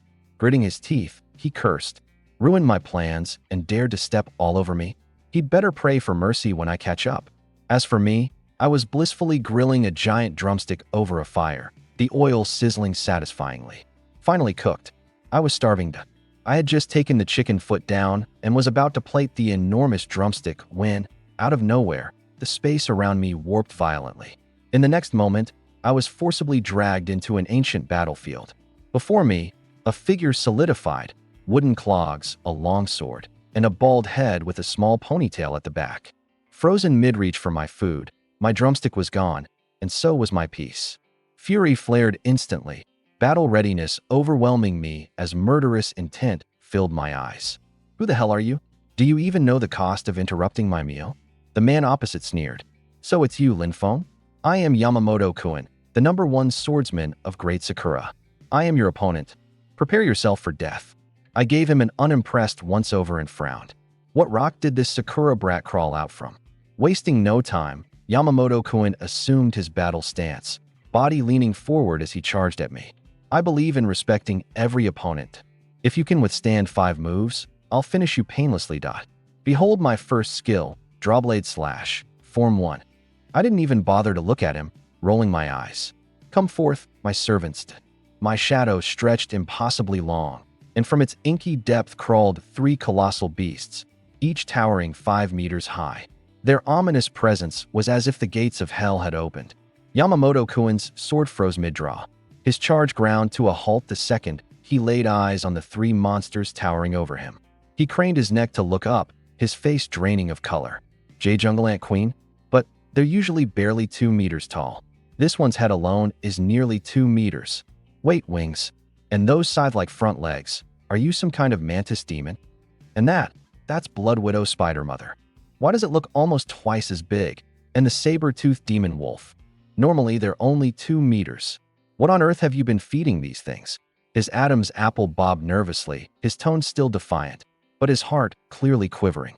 Gold fertilizers, huh? Are they really that powerful? Maybe I should bring some back for my own fighters. In that instant, Yamamoto-kun even started planning out the rest of his life, seemingly resigned to live another day. Snapping him out of his stupor, I growled, "Make it quick. I'm hungry." The 3 beasts moved as commanded, and Yamamoto-kun's legs immediately gave out beneath him. Collapsing to the ground, he left a puddle of, let's just say it wasn't sweat. He wailed, begging desperately, "Don't come any closer. I give up. I was wrong. Please don't kill me. The live chat lit up. So, has Xiaoxiu overtaken Lin Feng yet? Even if he has, it's pointless. Yamamoto's battle power is a whopping 15,000. At least he'll put up a fight, right? You never know, he might win. I'm still betting on Lin Feng. Worst case, we all die together. Speak for yourself. No dying together, please. My battle power just passed 10,000. An S-rank profession could take that Sakura brat down. Battle power doesn't matter. Our boss dominates by skill alone. Didn't he already carry 2 guys into the top 100? If he's serious, he'll definitely win. Crap, the countdown's down to 10 seconds. Meanwhile, Zone 650249 was bursting with celebration. Yamamoto-kun, bring down that sick man in under 3 minutes. 3. I say 2 minutes is plenty. I'll bet 1 minute. It'll be a clean sweep. 60 data points. Isn't that basically half my life? It's enough to level up several times. Weary definitely going all the way to the end. Great Sakura for the win. I've already decided how to allocate my points. The more I think about it, the better this feels. Oh, it's almost starting. Regional announcement. The personal slaughter mode has been activated. Both contestants have entered the arena. Tension filled the air on both sides. Regional announcement. Personal slaughter mode has concluded. Data is being calculated. Damn, that was fast. It only lasted 30 seconds. Who won? Tell us. Seriously? That Lin Feng guy? Even I could have handled it better. Wait a sec. The leaderboard still has Lin Feng's name. Could it be? Of course Yamamoto won. It's Lin Feng. 30 seconds. Instant KO. Told you swordsmen are OP. Or maybe the opponent was just trash. Haha. Fair point. Too weak. Wait, something's off. Why is Yamamoto's name missing from the leaderboard? Regional announcement. Region 800820 declared victorious. Rewards distributed. Regional announcement. Each player in Region 800820 has received 60 points of random data. Regional announcement. Resources in Region 800820 have increased by 50%, and treasure chests have increased by 50%. Regional announcement. Region 650249 defeated. Penalties distributed. Regional announcement. Each player in Region 650249 has lost 60 points of random data. Regional announcement. Resources in Region 650249 have decreased by 50%, and treasure chests have decreased by 50%. Regional announcement. Battlefield mode has concluded. Chat channels have been separated. Did Lin Feng just win? This ended in 30 seconds. Bragged all day about a 15,000 battle power. That's it. Turns out to be all bark and no bite. Wait, why do I have 60 extra data points? Why is there a treasure chest in front of me? It wasn't there before. Stop joking. Just thank Big Boss Lin Feng already. Thank you, Yamamoto-kun, for giving me the will to survive. Thanks to Sakura-chan for sponsoring 60 data points. Appreciate Kawanishi for the 50% more treasure chests. LOL, this is hilarious. Lin Feng, I love you. I want to have your babies. Back off, Lin Feng's mine. Everyone else can move aside. Kawanishi, Yamamoto, I'm coming for your ancestors. Damn it, defeated in less than 30 seconds. And this guy dares call himself a master swordsman? Now what? Without treasure chests, even raising my arms feels like a chore. Great. That scumbag Yamamoto cost me 60 data points. Now I'm forced to grind level 1 goblins again. You think that's bad? I'm left with just 1 data point. Breathing is exhausting at this point. I'm done for. Yamamoto, I curse you, curse your entire family. I sat back down by the campfire and checked on my roasted chicken leg. Thankfully, it hadn't burned. Munching away, I scrolled through the regional chat. Personal info. Congratulations on winning the personal kill mode. You've received 60 data points, 1 A-rank treasure chest. My eyes sparkled. First, I distributed the data points evenly and then opened the treasure chest. You've obtained Flash Boots. Flash Boots allows you to teleport within 5 meters. Cooldown 5 minutes. Battle power plus 8,000. This item was a game changer. Next time I run into a blue-faced dragon bat, I'll just teleport onto its back when the time is right. I immediately put on the boots and glanced at the announcements again, confirming that the regional battlefield pass was legitimate. Even summer rest was catching up quickly. After shutting off chat, I filled my stomach before checking my stats. Name, Lin Feng. Level, 7. Class: SSS rank Shadow Overlord. Minions: Shadow Forest Ant King, Shadow Bloodthirsty Spider Queen +1, Shadow Saber Wolf King. Total battle power: 68,000. 68,000. That should be enough. Elsewhere, someone was losing it. That damn Lin Foam stole my Hornet, stole my Spotlight, and even looted an A-rank chest. As the sky began to darken, signaling the end of the day, I remembered I still had a daily dungeon attempt left. Without hesitation, I chose Nightmare mode. This time, I brought along my 3 minions. I even had a blue-faced dragon bat in my inventory that I hadn't used yet. I didn't lift a finger as my minions steamrolled through everything. Cleared in 2 minutes. Successfully defeated Bloodthirsty Rock Spider, +8 energy. X70. Successfully defeated Bloodthirsty Spider Queen, +64 energy. Only 600+ energy? It felt lackluster compared to what the blue-faced dragon bat drops, though it was much more convenient. Congratulations on clearing Wrath of the Spider Swarm in Nightmare difficulty. Clear time, 2 minutes 1 second. Reward earned, B-rank treasure chest. The rewards seemed downgraded. Still, I opened the B-rank chest. You've obtained Spider Silk Pants. Spider Silk Pants, durable and breathable. Battle power +400. I glanced at my tattered jeans, barely hanging on as rags, and quickly swapped them out. Not much bonus power, but at least I wasn't running around half-naked. With the dungeon done, I returned to my campfire spot. The very next moment, a massive whip lashed at me. I jumped instinctively, but not fast enough. The blow struck my leg hard, sending me flying. The Spider Silk Pants tore apart on the spot. Blood gushed from the wound. I glanced down and saw a deep gash in my right thigh, the bone almost visible. I looked up and figured out the source. Not a whip, but a tail. Trailing the tail, I saw the rest of the creature, a giant mass, like a moving boulder. A giant rock turtle. The rock turtle had been resting peacefully until it caught a whiff of a potent, delicious aroma. It was a scent unlike anything it had ever smelled before. Slowly, it rose and began lumbering toward the source of the smell. Finally, it found the culprit, the roasted jungle chicken I had finished moments earlier. It watched me in rage as I popped the last piece into my mouth. In an instant, it flew into a frenzy, ready to attack. But before it could make a move, I disappeared on the spot, teleporting to the Nightmare Daily Dungeon. Before long, I emerged again. This time, the rock turtle immediately charged and swung at me. Its massive tail whipped like a crashing tidal wave, slashing my leg open and ripping a deep, ugly wound. A dark voice cursed. Damn it, I just changed my pants. Fueled by pure fighting instinct, I summoned 3 minions at once: Shadow Ant King, Shadow Spider Queen, and Shadow Demon Wolf King. The 3 lunged at the giant stone turtle, but its tail kept relentlessly lashing at me, forcing me to dodge nonstop. The Shadow Ant King latched onto the turtle's shell, chewing away as if providing a back scratch. The Shadow Spider Queen jabbed at it with her pillar-like legs, but still couldn't break through. The Shadow Demon Wolf King charged straight at the turtle's head, forcing it to swing its tail away from me to defend itself. The Demon Wolf King used illusions to evade the strike. The tail shattered its mirage, but before the turtle noticed, the Demon Wolf King was already pouncing at its face, aiming directly for the turtle's eye. The giant stone turtle didn't have time to evade and could only squeeze its eyes shut. Yet even through the defense, razor-sharp claws sliced through its eyelid, and blood trickled down. The turtle let out a deep, almost bovine-like roar. It was furious now, lifting its front legs and slamming them against the ground with immense force. Dust exploded everywhere as the shockwave sent the Shadow Demon Wolf King and Shadow Spider Queen flying.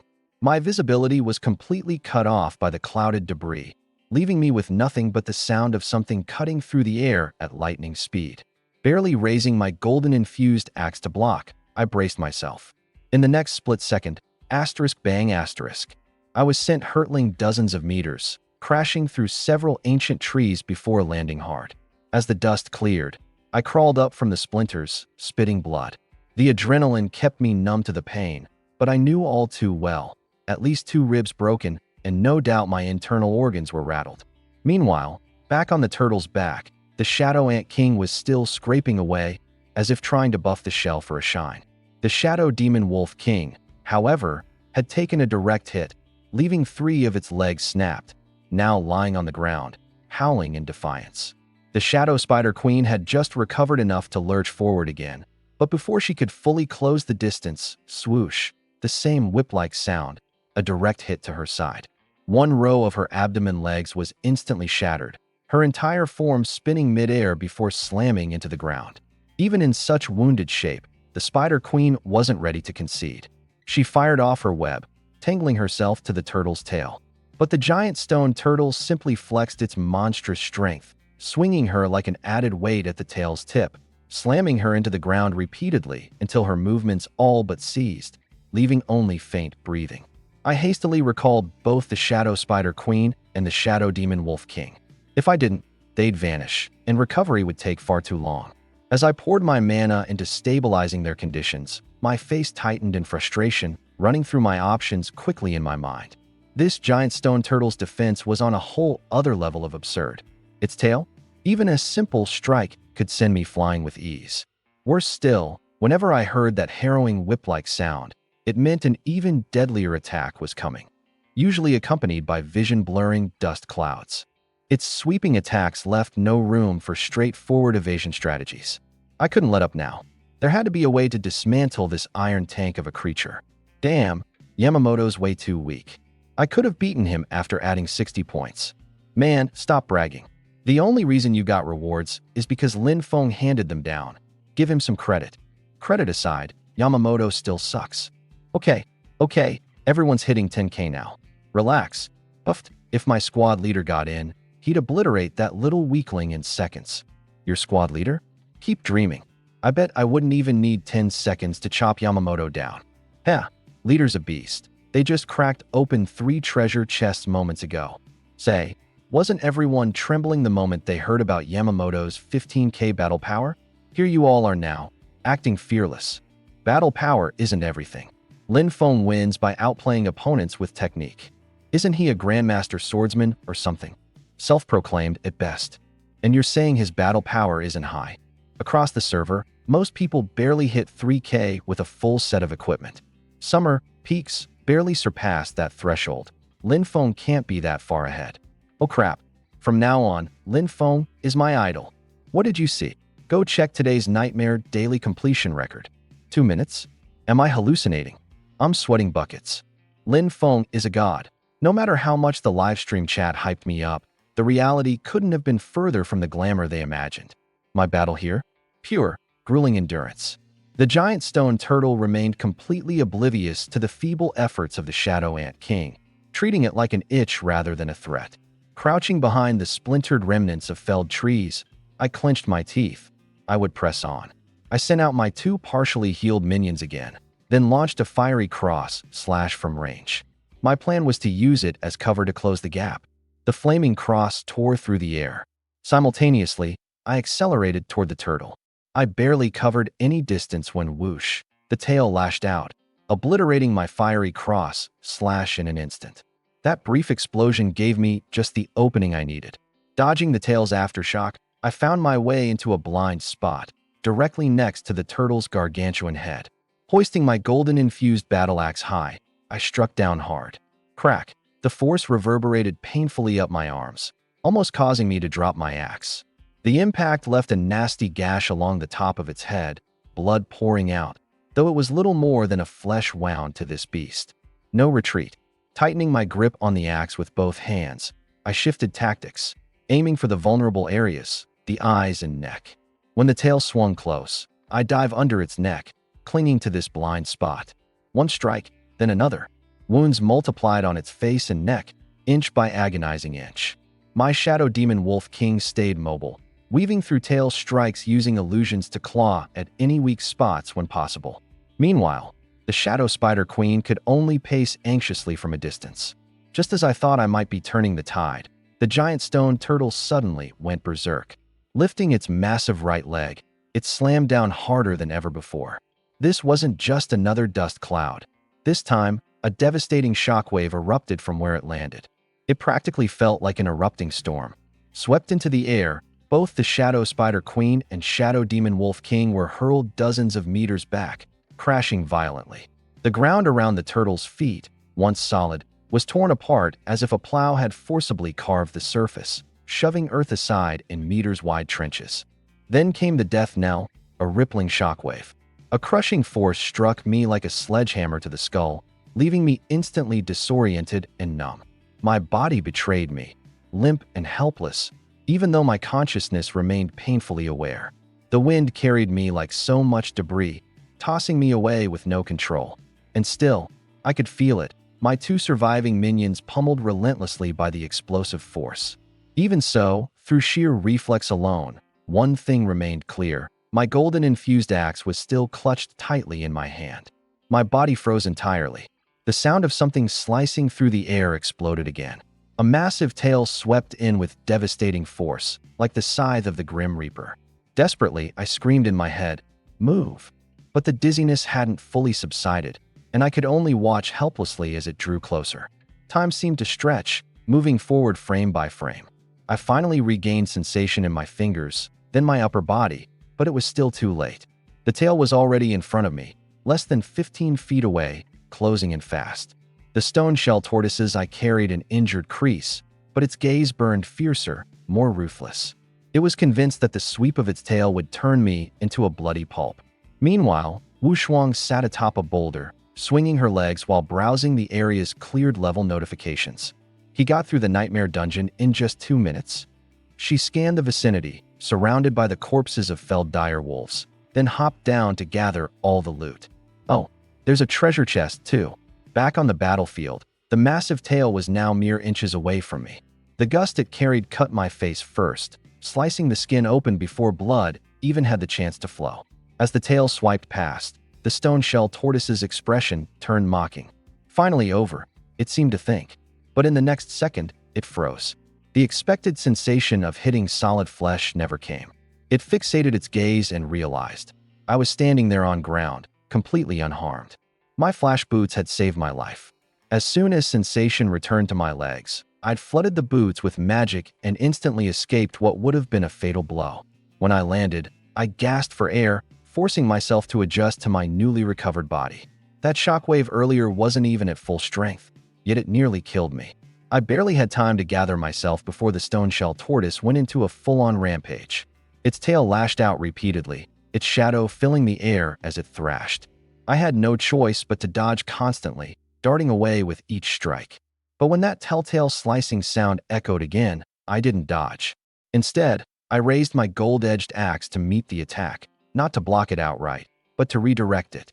The moment my axe met the tail, I shifted from a vertical chop to a side deflect, activating a powerful counterattack in the same motion. Using the combined force, I allowed myself to be blasted backward, only to land directly in front of the stone shell tortoise once more. Its tail barely grazed my side on the way, and I felt the pressure crush into my ribs. I coughed up a mouthful of blood, but my eyes flared brighter. My resolve burned hotter than ever. I had to admit, this thing's strength was absolutely ridiculous. I'd thrown just about everything I had at it, and all I'd managed was to chip away at the surface of the armor covering its head. But I wasn't going to back down. I pressed in again, swinging my gold-edged axe relentlessly, aiming blow after blow at its massive face. As I kept smashing away, frustration bubbled inside me. I was still missing a critical move, something devastating, something that could deliver a deep, bloody wound in one strike. Without it, how was I supposed to inflict serious damage on this creature, let alone kill it? Sure, I could retreat, summon my blue fang bat, and gather more data before coming back to fight. But once my battle rage set in, the thought of running turned unbearable. My gut told me if I backed down now, I might lose my edge permanently. Besides, the blue fang bat likely wouldn't help much here. Its claw strikes might land, but I could already endure those. Its sonic waves had wide coverage but insufficient damage. They'd barely scratch this tortoise. I refuse to believe I can't take you down. The gold-edged axe rained down like a storm. I abandoned targeting its eyes, shifting my focus to its neck instead. Swing after swing slashed at the same spot, trying to carve deep enough to sever an artery. I stayed close to its head, using its thick neck as cover. When its tail came for me, I ducked to the opposite side. My movements had the rhythm of splitting firewood, one chop at a time. The tortoise's neck wound widened with every blow, and its enraged roars came one after the other. I even started predicting the direction of its tail attacks by the sound alone, dodging more cleanly with every strike. But just as I was feeling increasingly in control, another slicing sound tore through the air. This one sharper, closer, and coming from an unexpected angle. This time, the tail wasn't coming from my body. It was getting straight for my throat. This force, something feels off. Would the tortoise hurt itself to attack me? Of course not. Everything clicked in my head in an instant. That shield I'd been using, its head? It could just retract it into its shell. A second later, the stone shell tortoise pulled its head back, leaving me completely exposed to the tail's direct strike. That's when I finally realized. It had let me wail on its head and neck all this time without knocking me away, just to lull me into a false sense of security. It had been waiting for this perfect chance at a killing blow. The tail barreled in with terrifying pressure. I tried to shift a half step away but couldn't move fast enough. My flash boots were still cooling down. I couldn't activate their dash effect. All I could do was watch as the tail closed in, close enough for the cold air around it to prickle my neck. But then, at the last possible moment, the stone shell tortoise let out an ear-piercing scream of pain. The tail's trajectory wrenched suddenly off course, grazing me instead of delivering a direct hit. I broke into a cold sweat and barely had a chance to steady my breathing before the tortoise lifted its mighty feet and stomped, sending me flying backward again. When I landed, dazed, a single wild thought dominated my mind. What just happened? Looking up, I finally saw the answer. The Shadow Ant King had stepped in to save me. It had clambered onto the tortoise's back at some point, biting and gnawing away. Yet that impenetrable back armor was so tough that its efforts had been about as effective as a gentle exfoliation. But when it saw me about to get obliterated, it lost all patience. Taking a more direct route, it climbed down and latched onto the tortoise's tail, sinking its massive pincers into the unprotected underside with ease. The tail flailed wildly, the unbearable pain twisting its movements. As realization dawned on me, I couldn't help but light up inside. I almost wanted to grab the Ant King and give it a big kiss, but seeing how furiously it was working, I held back. Regardless, it was crystal clear. The Shadow Ant King had just saved my life and might have turned this entire battle around. With a single glance, I realized I had struck the giant stone turtle's weak spot. Otherwise, given how absurd its defenses were, there's no way I'd have been able to pierce its armor at my current stage. I'd only have been able to hide and take a beating. But now that its weakness was exposed, the turtle was essentially as good as dead. The problem, however, was figuring out how to maneuver behind it. A direct attempt was almost impossible. Its massive tail could crush me into pieces at any moment. Then, an idea sparked. Without hesitation, I unleashed a furious strike directly at the giant stone turtle. Kicking off the ground with all my might, I launched myself straight into the air.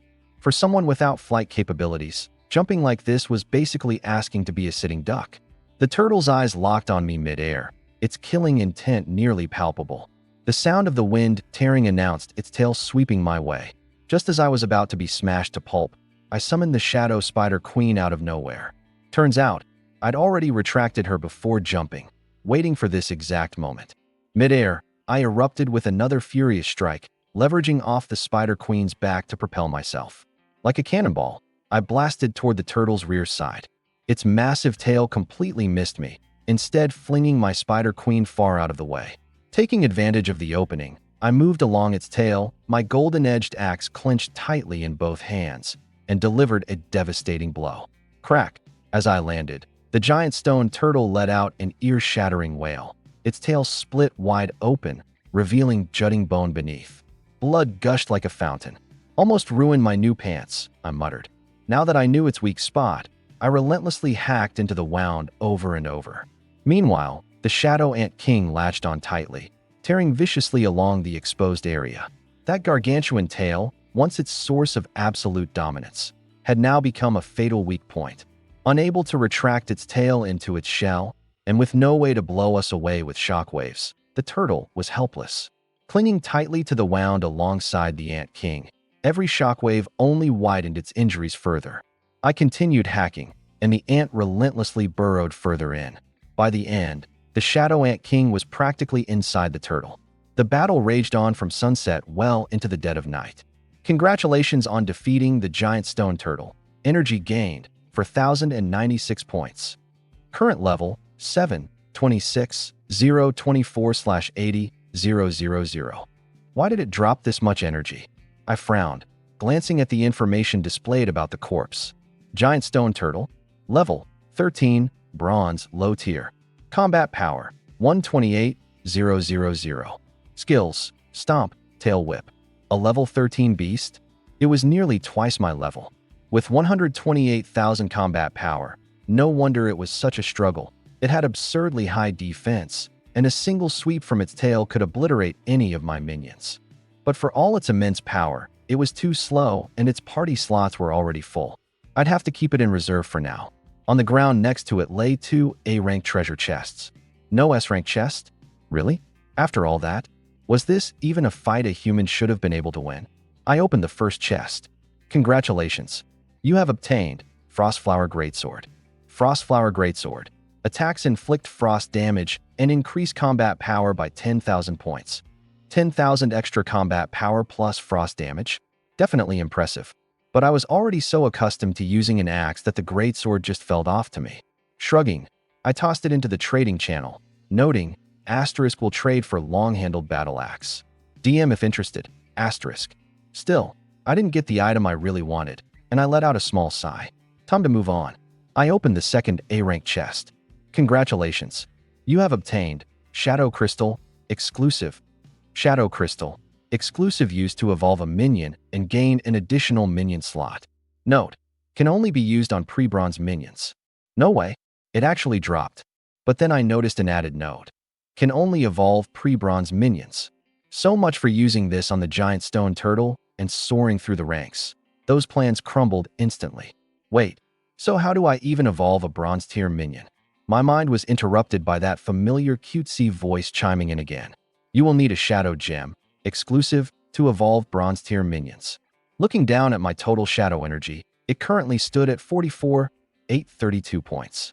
The Shadow Bloodthirsty Spider Queen required 50,000, the Shadow Jungle Ant King needed 100,000, and the Shadow Saberwolf King also needed 50,000. Right now, I couldn't afford to upgrade any of them. So, for now, I'd have to use the crystal and pick just one to evolve. Running through various strategies, I realized this evolution was likely to get the chosen minion to bronze tier, but pushing beyond that would require switching to Shadow Gems. Indecision hit me hard. Should I go with the Shadow Ant King? Its stats boost seemed the most promising, but it had just evolved and was still unfamiliar with its new skills like scythe legs or flight. Ruled out. The Shadow Spider Queen? Loyal, battle-tested, and effective, her webs once completely decimated a swarm of hornets. But her flaws were also obvious. Her attacks were too weak, and web traps were only useful against smaller, weaker monsters. Or the Shadow Saberwolf King. Apart from looking cool, he was nearly useless, but a guy needs style, right? After a lot of back and forth, I ultimately decided to follow the order of seniority and let the evolution go to the Shadow Spider Queen. All 3 of my minions stared at the Shadow Crystal, eyes burning with anticipation. I raised my hand and activated the crystal. Black mist poured from the crystal, enveloping the Shadow Spider Queen. It thrashed and screeched as if undergoing an agonizing molting process. Cracks spread across its exoskeleton as a brand new Shadow Spider Queen emerged from her old shell. Before the discarded shell even hit the ground, she sucked it back into herself like a vacuum. I blinked. Her body had shrunk. She used to be 6 meters tall and 10 meters long. Now she was only 2 meters tall and 4 meters long. But what she lacked in size, she more than made up for in sleekness and danger. It was clear she had become even deadlier, full of eerie tadpole-like patterns. Its abdomen turned smooth, yet razor-sharp like a blade grazing close. The human face pattern on its belly became even clearer, hauntingly ghost-like. I could feel it. Its strength had easily doubled, if not more. Shadow Bloodthirst Spider Queen. Level 11, bronze tier, low. Strength 1230. Constitution 1320. Agility 1460. Intelligence 960. Skill Venom, able to unleash poison through its entire body. Overall combat power 69,000. Skills reduced to just Venom, but with its added attribute-based attack, it directly surpasses the green-faced dragon bat in combat power.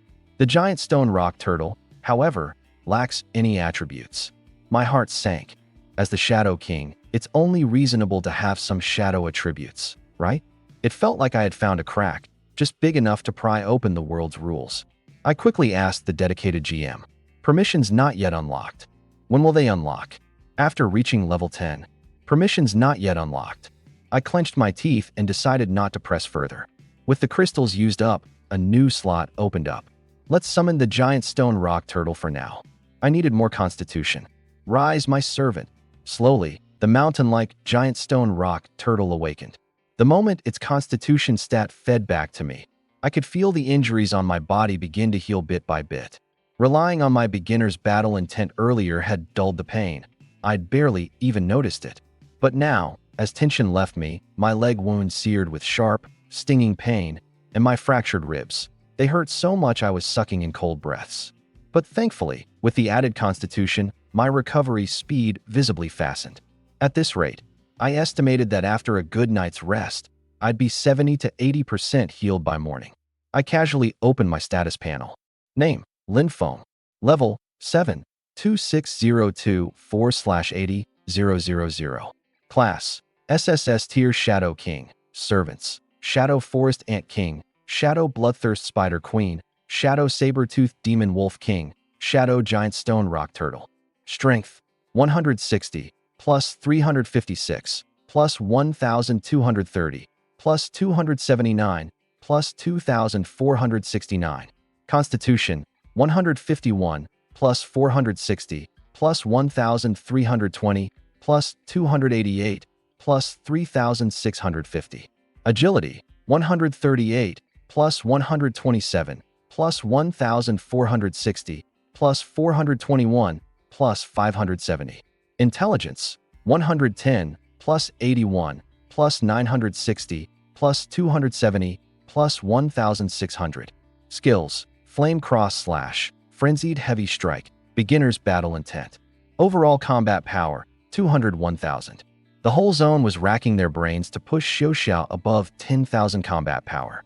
Meanwhile, I easily stood tall above 200,000.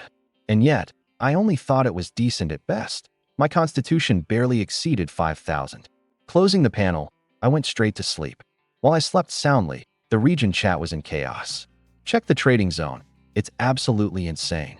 A heavy sword with 10k combat power? Did my eyes go bad? Big Shot Linfeng just listed a 10k combat power heavy sword for sale. I barely scraped together 3k combat power, and he's out here selling weapons casually worth 10k? The gap is crushing to where the people claiming Linfeng's combat power wasn't that high yesterday. Come out and take your beating. Why isn't the big guy selling corpses anymore? I've been saving up for days. Trying to trade a 200 combat power woodcutting axe? Dream on. So this is Linfeng's true strength? I'm on my knees. By the next morning, the Warring Races battlefield entered its second day. Still lost in my dreams, the rewards arrived first. Regional announcement. Second day ranking rewards have been distributed. First place, Linfeng, level 7. Second place, Xiaoxiao, level 7. Third place, Zhu Sui, level 6. First place, Linfeng, awarded a Tier B treasure chest. Second place, Xiaoxiao, awarded a Tier C treasure chest. Third place, Zhu Sui, awarded a Tier D treasure chest. Regional announcement. Rankings for the instance Tragedy of the Spider Swarm have been published. First place, Nightmare Difficulty Linfeng, 2:01 minutes. Awarded a Tier B treasure chest. Second place, Nightmare Difficulty Xiaoxiao, 15:05 minutes. Awarded a Tier C treasure chest. Third place, Nightmare Difficulty Wu Shuang, 21:20 minutes. Awarded a Tier D treasure chest. Clearing Nightmare in 2 minutes? I take 20 minutes just for normal mode. Yeah, and this guy casually sells a 10k combat power weapon. How are you even going to compete?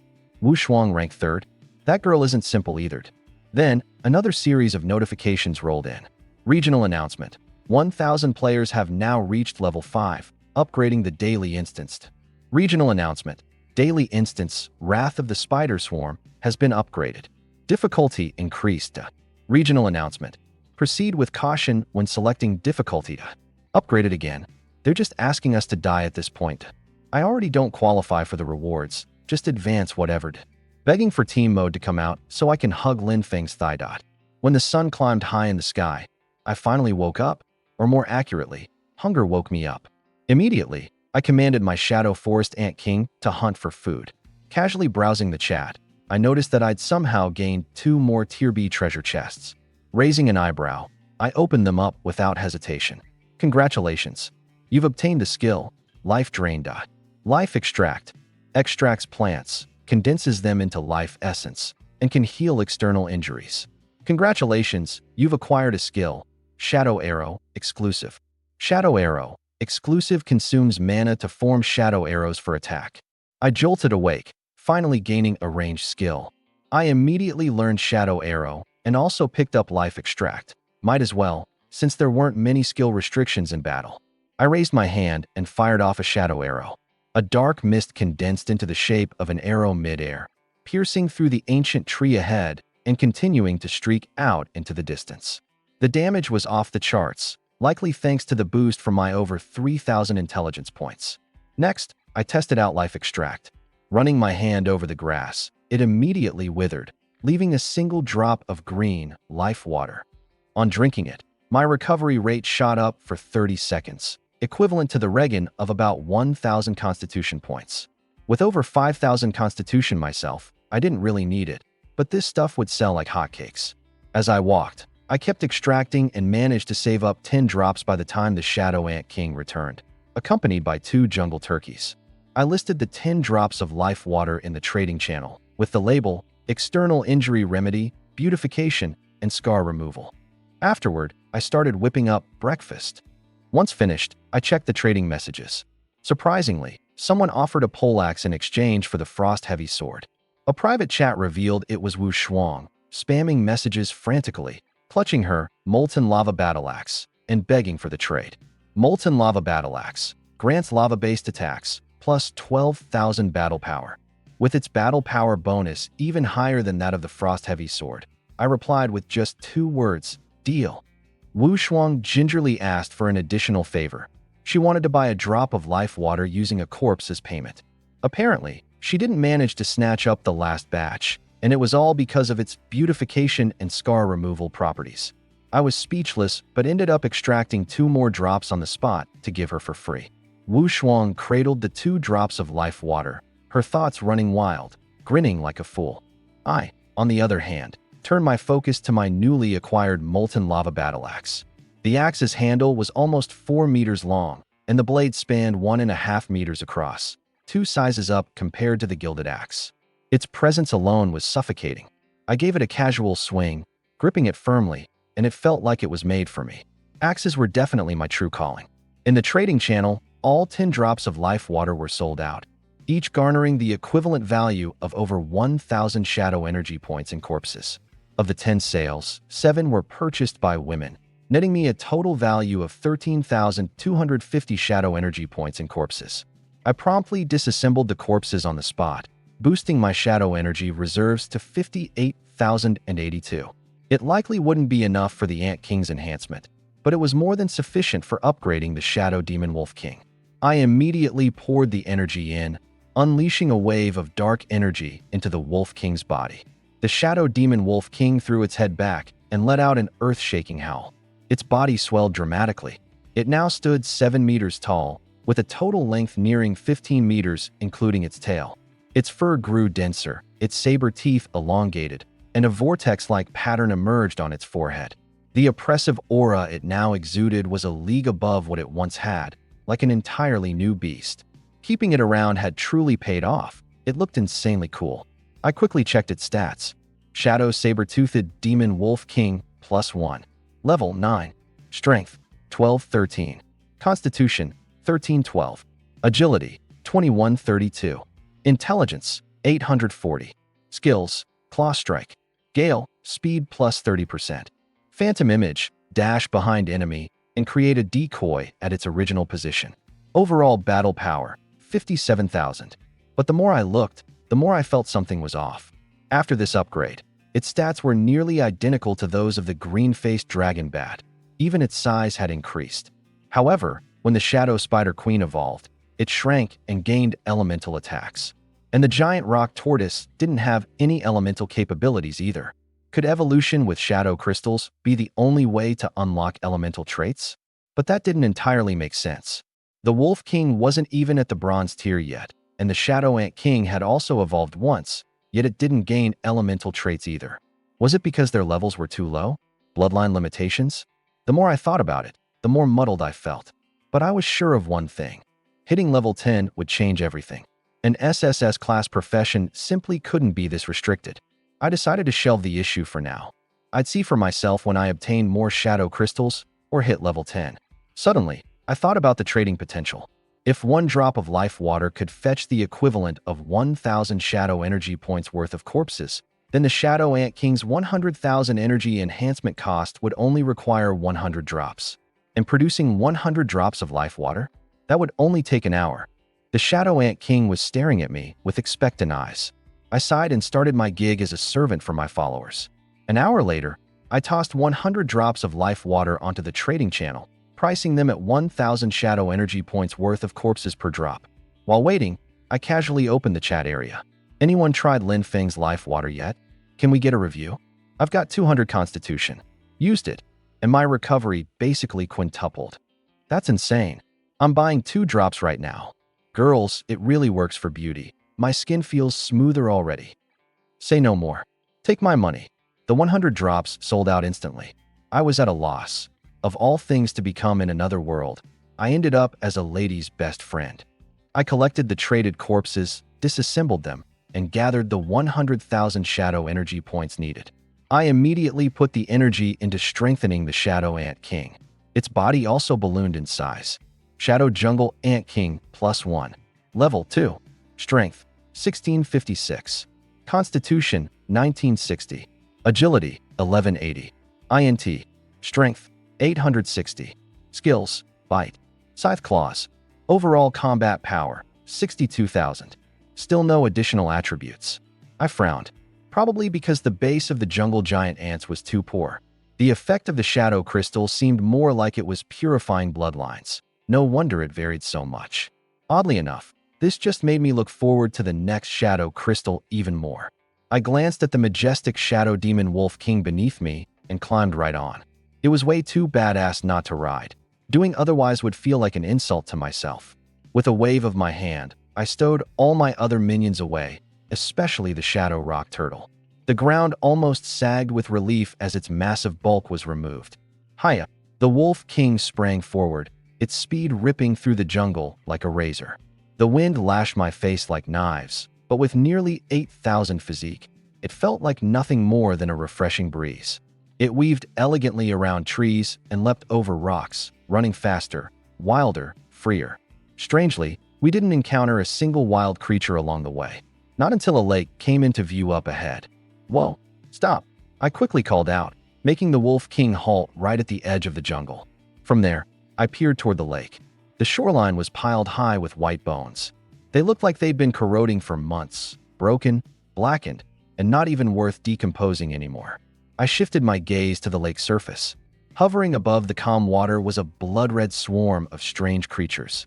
The blood-red cloud of insects looked like a curtain that completely cloaked the lake, obscuring the center from view.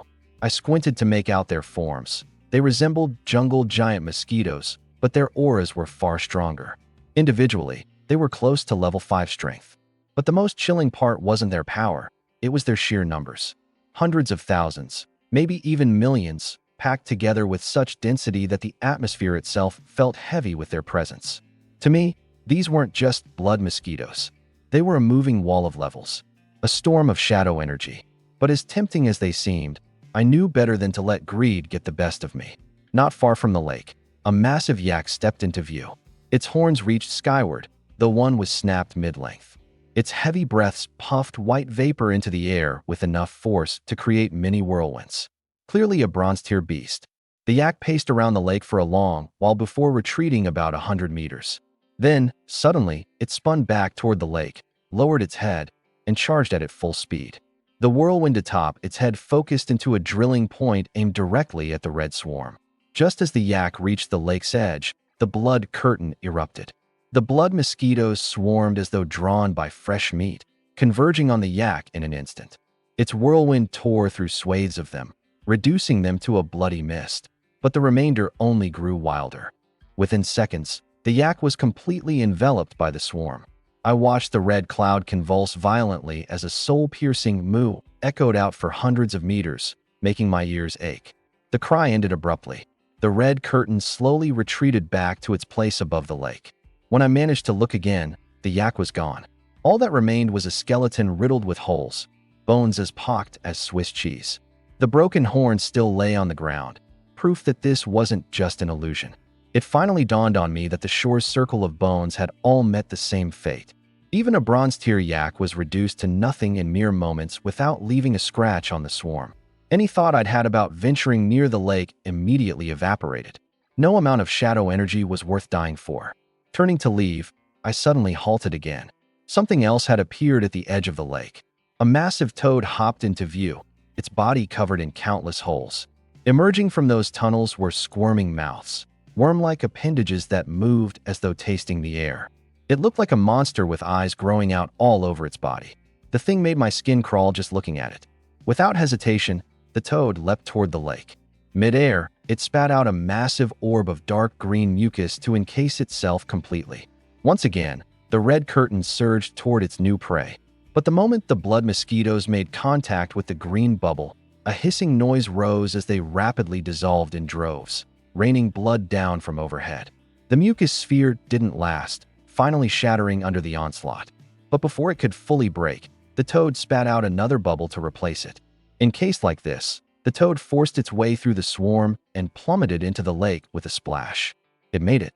I was more tense than the toad itself, just watching. But the next moment, the water erupted around it.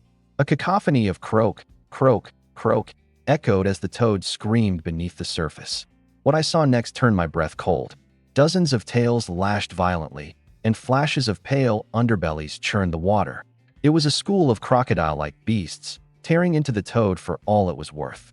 Strangely, the blood mosquito swarm above pulled back, seemingly unwilling to approach the crocodiles, instead hovering high above in circles. Moments later, the lake grew still once more. That's when I realized something chilling. There wasn't just danger above the lake with the blood swarm. The water itself was another trap, its depths harboring another nightmare. Death, waiting on all sides. I'd planned to retreat completely, but my legs froze in place. My eyes stayed pinned on that eerily calm lake, and more importantly, what lay beyond. When the toad had thrashed in the water earlier, the red curtain above thinned just enough for me to glimpse something unusual. An island sat in the lake's center. The island's surface bristled with a crisscrossing network of white roots, all converging toward a single, snow-white, grotesque tree. 3 jet-black fruits hung from its boughs, exuding a sinister aura. The scene was desolate, yet hauntingly surreal. The moment I laid eyes on those fruits, something inside me ignited. My blood roared, a raw hunger blazing through every vein. I knew, almost instinctively, that those 3 fruits were critical to me. But there was a problem. How could I reach the island, retrieve the fruit, and avoid becoming mosquito chow? I focused back on the lake, my gaze sharpened. The blazing noon sun bore down overhead as crocodiles began crawling onto shore to bask. Interestingly, the blood swarm gave them wide berth, making no move to approach. That's when it clicked. The blood mosquitoes weren't afraid of the lake water. They actively touched it and may have been laying eggs there. But they were terrified of the crocodiles. My path had suddenly become clear. If I could get my hands on a crocodile corpse as a deterrent, the blood mosquitoes wouldn't come near me. That just left one problem. How would I stop the crocodiles from tearing me apart first? Alright, here's the content translated into natural American English while staying true to the original tone and context. I summoned the Shadow Ant King and commanded it to dig a hole. While the crocodiles lazily basked in the sun, the ground beneath the nearest one suddenly collapsed. A pair of massive mandibles shot out, clamping its front legs tightly and dragging it into the pit. The other crocodiles showed no reaction, cold-blooded as if they were just watching a show. I slipped into the hole where the Shadow Ant King held the thrashing crocodile down. Its tail whipped wildly as it struggled, but I swung my golden-edged axe and gutted it cleanly. Congratulations on killing a short-snout demon crocodile. Energy gained, 256. Current level, 7.26280/80,000. Even a level 9 beast is as fragile as paper in front of me. I hollowed out its insides and climbed into the crocodile's corpse. Then, I ordered the Shadow Ant King to break through the soil wall leading to the lake. As soon as a crack appeared, water surged into the tunnel with full force. Taking a deep breath, I dismissed my Shadow Ant King and maneuvered the crocodile carcass underwater. No need to deal with the blood mosquito swarms above. Underwater, as long as I avoid other crocodiles, I'll be fine. Dragging the multi-ton carcass, I swam toward the center of the lake. Remarkably, none of the demon crocodiles I passed paid me any attention. The island loomed closer, only about 30 meters away now. I carefully surfaced, but immediately collided with an even larger shadow. The short-snout demon crocodile king was blocking my path, staring down this small crocodile, as if provoked. Its jaws snapped toward me, and the chaos erupted. Exposure now would definitely bring a swarm of crocodiles onto me. With no choice left, I went for it, summoning the Shadow Rock Turtle. The moment the turtle materialized, it was attacked from all sides, crocodiles frantically tearing at it. Even the part of its shell that broke the water's surface attracted blood mosquitoes to bite at it.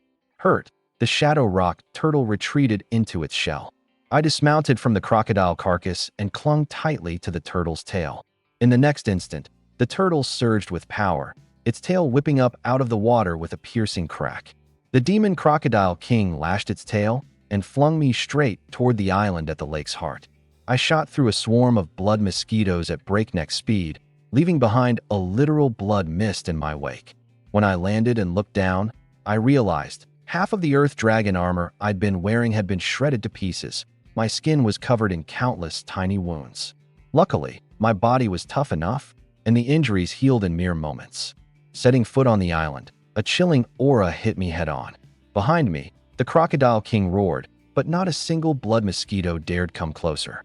A bad feeling welled up in my gut. Something on this island scared even them. Scanning the island, it wasn't very big, only about 10 meters across. I saw just one strange, 4-meter-tall white tree. The longer I stared at the tree, the more off it seemed.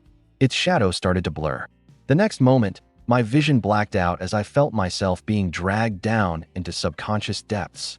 A hand patted my shoulder. "Fell asleep, huh?" My childhood friend, Gawain, stood next to me. I was disoriented. I think I had a dream, but I can't remember it. Smiling, Gawain said the relocation compensation had been dispersed, and we should celebrate that night. Amid the neon lights and vibrant crowd, I saw a familiar face and went over. "My name's Lin Feng. Wu Shuang." She smiled. That's such a cliché opening. The scene shifted. It was our wedding. The room buzzed with excited chatter, wishing the newlyweds. Then a flash. I was old and bedridden, holding Wu Shuang's hand. Quietly, I said, "To marry you in this lifetime was enough." As soon as the words left my mouth, I jolted awake. Wait, why did I say this lifetime? Wasn't I someone who'd crossed dimensions? With a deafening noise, the illusion shattered, and the white tree reappeared before me.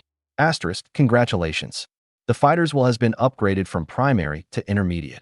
Asterisk, asterisk, intermediate fighter's will, immune to most illusions, ignore pain during combat, and maintain absolute composure. Asterisk, soaked in cold sweat, I gasped for air. That brief moment when I closed my eyes, if I'd truly believed I was dead, I would have died right there in that illusion. Without further hesitation, I summoned the Shadow Demon Wolf King, now determined to act decisively. The Wolf King became a blur, snatching 3 black fruits from the tree and bringing them to me. The white tree seemed to let out a silent roar, disturbing the lake's surface, but it couldn't do anything to stop me. I glanced beneath the lake's surface, where the enormous pillar stretching to the bottom truly lay. It wasn't a pillar, it was the white tree's root, extending out for a massive, unimaginable size. This thing couldn't be killed, not a chance. I'd gotten the black fruits. Time to retreat. Meanwhile, in the lake, the Shadow Rock Turtle was barely holding on. Its shell was sinking, being dragged downward by blood mosquitoes and demon crocodiles attacking it in tandem. That's when I realized what felt like an entire lifetime in the illusion had only been mere seconds outside. I urgently called back the rock turtle. Too dangerous to ride it now. I had it open its mouth and let me hide inside. With me safely in its mouth, the turtle barreled toward the tunnel where we came from, but the relentless assault broke its concentration, scattering it mid-charge. I tumbled out and started running for dear life. Only after escaping through the original tunnel entrance could I breathe a sigh of relief. But an unsettling thought lingered. Why was Wu Shuang the one in the illusion? The easiest way I could explain it: she's the only person I've met in this world. As for why Gowan appeared, I chose not to think too hard about it. I summoned the Shadow Demon Wolf King and climbed onto its back, ready to leave. But just as we were about to move, a thought flashed in my mind. Was it really over, just like this? No way. My frustration hadn't cooled yet. I gathered my magic, materializing a massive, fiery cross slash in front of me. Pouring half of my mana into it, the cross slash expanded dozens of times over, crashing violently into the blood mosquito swarm. Asterisk, congratulations on killing level 5 bloodthirsty demon mosquito. Reward asterisk, gained 16 energy points. The notification surged across the screen in an instant. Flames streaked through the air as blood rain poured from the sky. Bloodthirsty demonic mosquitoes fell lifelessly. However, the remaining mosquitoes didn't retreat. Instead, they charged at me even more ferociously. My heart sank. I turned my Shadow Demon Wolf King around and galloped away, escaping that creepy little lake. Only after I got away did I check my spoils. Congratulations, you have obtained Bloodline Fruit X3. Bloodline Fruit enhances bloodlines. Enhances bloodlines. I didn't think too much about it, just ate it right away. As soon as it hit my tongue, an iron-like, bloody taste overwhelmed me. Oddly enough, for the first time, this flavor smelled insanely sweet to me. 1 fruit down, my whole body felt at ease. 2 fruits down, my bones and tendons felt as if they'd been cleansed. 3 fruits down, my blood boiled instantly. A sudden searing pain exploded through me. I dropped to my knees, overwhelmed by the agony. Without hesitation, I summoned all my minions to protect me, while I felt as if I was being boiled alive. I had no idea how much time passed, but it felt like a shackle inside me was forcibly broken. I tried to stand, but my shadow acted first, morphing into a form that supported me to my feet. I froze in surprise. Then, as I focused on the sensation, my shadow reached out, transforming into a massive hand and uprooting the nearby giant tree. I could control my shadow at will. Excited, I immediately checked my stats. That surge just boosted me to level 9, barely shy of reaching level 10.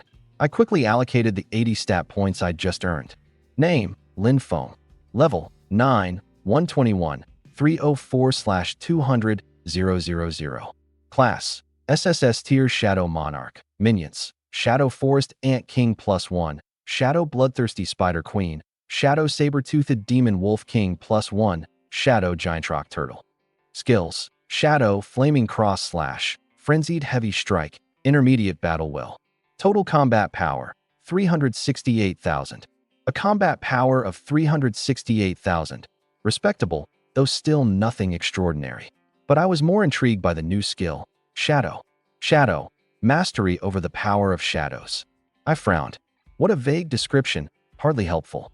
For now, I assumed it had something to do with the changes brought on by the bloodline fruit. I sent my Shadow Ant King to search for food while I continued experimenting with shadow manipulation. Just then, a system announcement echoed after a long silence. Only this time, it wasn't a regional announcement. System announcement. A contestant has reached level 9. Faction system has been unlocked. System announcement. All contestants have been added to faction chat channels. System announcement. Current faction, human race, Flame Dragon. System announcement. Faction leaderboard now active. System announcement.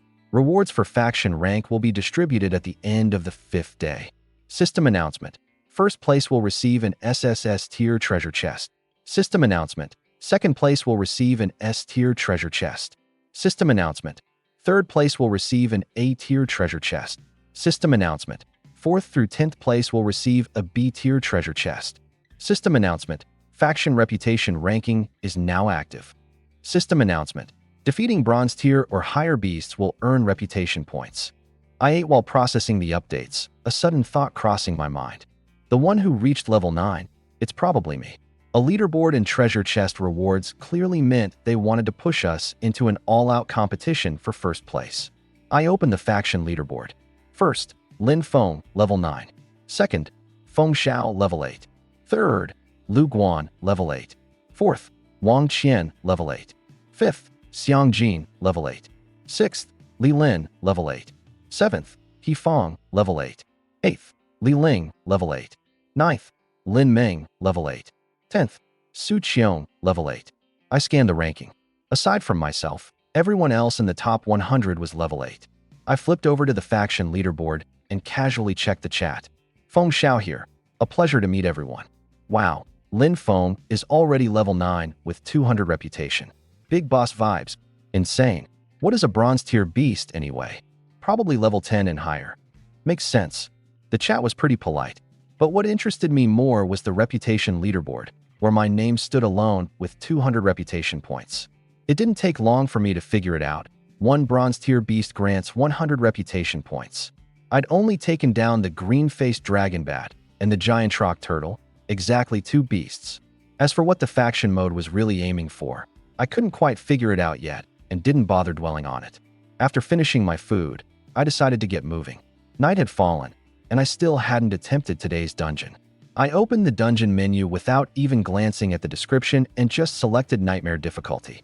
My main thought was whether I could clear it faster this time. But as soon as I landed, I frowned. The environment felt off. I was at the bottom of a massive canyon. Before I could react, the canyon walls started rumbling, and loose rocks began crashing down. I instinctively looked up. Countless bloodthirsty spider matriarchs were emerging from the cliff walls above me. A level 7 spider matriarch posed no real threat to me, but their sheer numbers could complicate things. In a low, cold voice, I commanded, *, rise my minions. *. Suddenly, shadows stretched out, and 3 shadowy forms materialized. The Shadow Forest Ant King, the Shadow Spider Queen, the Shadow Saber-Toothed Demon Wolf King. I didn't summon the Shadow Giant Rock Turtle. It was simply too massive to fit in the canyon bottom. As the spider matriarch swarm poured down towards me, I kill. With just one word, my 3 servants sprang into action. The Shadow Ant King swung its scythes, shattering a brood mother with a single strike, carving out a bloody path by brute force. The Shadow Spider Queen shrank in size, but her ferocity increased. Her 6 venomous spears pierced one target in 2 swift strikes before moving to the next, leaving victims convulsing briefly before succumbing to death. The Shadow Demon Wolf King moved with unmatched speed, a blur of motion slicing past the brood mothers, its afterimage leaving one spider mother shattered into pieces. I wasn't idle either. With a raise of my hand, the shadow power around me coalesced into 2 colossal hands, grabbing a struggling brood mother and holding it in an unyielding grip. It thrashed violently, but to no avail. With a forceful squeeze, I crushed it into a messy splatter of blood and gore. Forming a shadow spear, I hurled it toward the rocky wall, impaling another brood mother. The spear pinned it to the cliff, its corrosive energy sizzling as it eroded the rock. The brood mother writhed in agony, but it couldn't free itself. I smiled in satisfaction as notification messages spammed the interface. Congratulations. You have killed a bloodthirsty brood mother. 64 energy points acquired. Congratulations. You have killed a bloodthirsty brood mother. 64 energy points acquired. Congratulations. You have killed a bloodthirsty brood mother. 64 energy points acquired. At this rate, I thought, I can kill until sunrise if I have to. With no new tricks to try with my shadow powers for the time being, I stopped actively fighting and kicked back to watch the carnage unfold, casually pulling out some leftover wild berries to nibble on. Something soon felt off. After killing the 100th brood mother, I realized I wasn't gaining energy from the ones that followed. My chest tightened for a moment. I almost thought I'd fallen into another illusion. But no, the monsters still yielded decomposable shadow energy. Only the direct kill rewards had suddenly stopped. It was odd, but I didn't stop the slaughter. My servants were tireless, and minor injuries healed instantly. This wasn't like dealing with endless hordes of swarming blood mosquitoes. The brood mothers were massive, and at most 2 or 3 could surround one servant at a time. With their power levels now far exceeding 50,000, this was child's play. The more we killed, the more brood mothers seemed to pour into the canyon. There was no end in sight.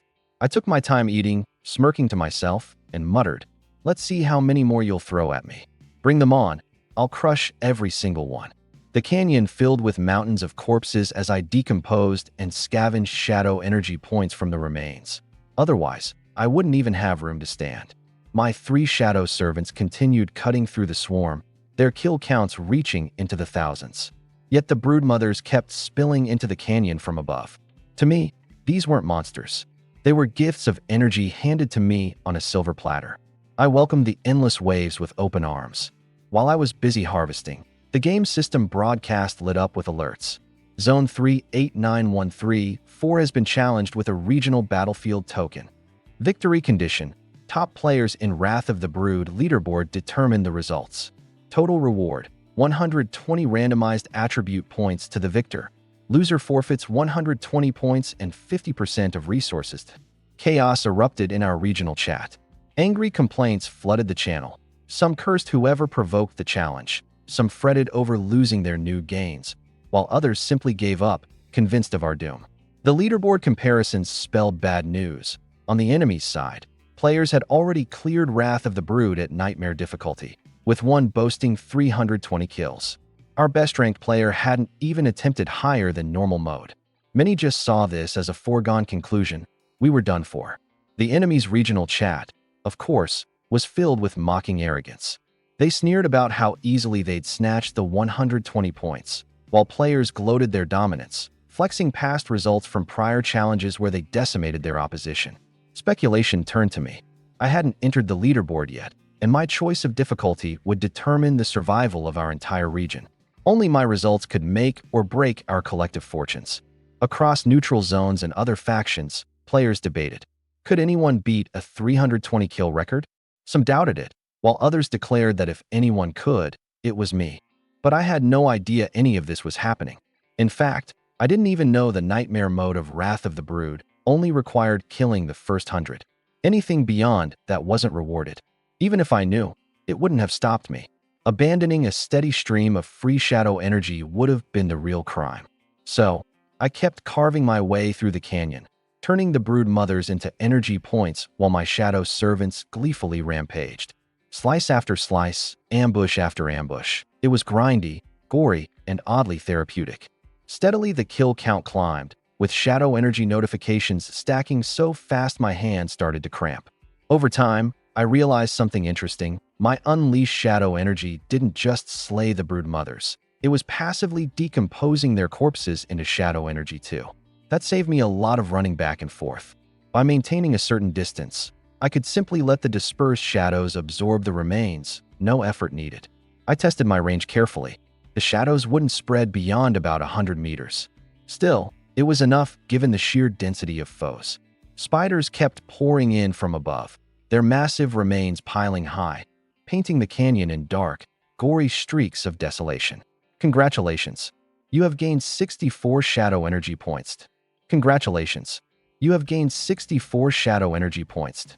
Congratulations. You have gained 64 shadow energy points. When my kill count hit 3,000, I got impatient and decided to change tactics. Leaving the base of the canyon, I began climbing up toward the source of the onslaught. Above, I summoned my shadow rock turtle. Its massive tail swept across the cliffside, smashing brood mothers like bugs beneath a hammer. Swiped my weapon, clearing a massive wave of bloodthirsty spider queens in an instant. Logically, staying hidden below would be safer, but I had no need to hide. I stood atop the shadow rock turtle's head, gazing outward.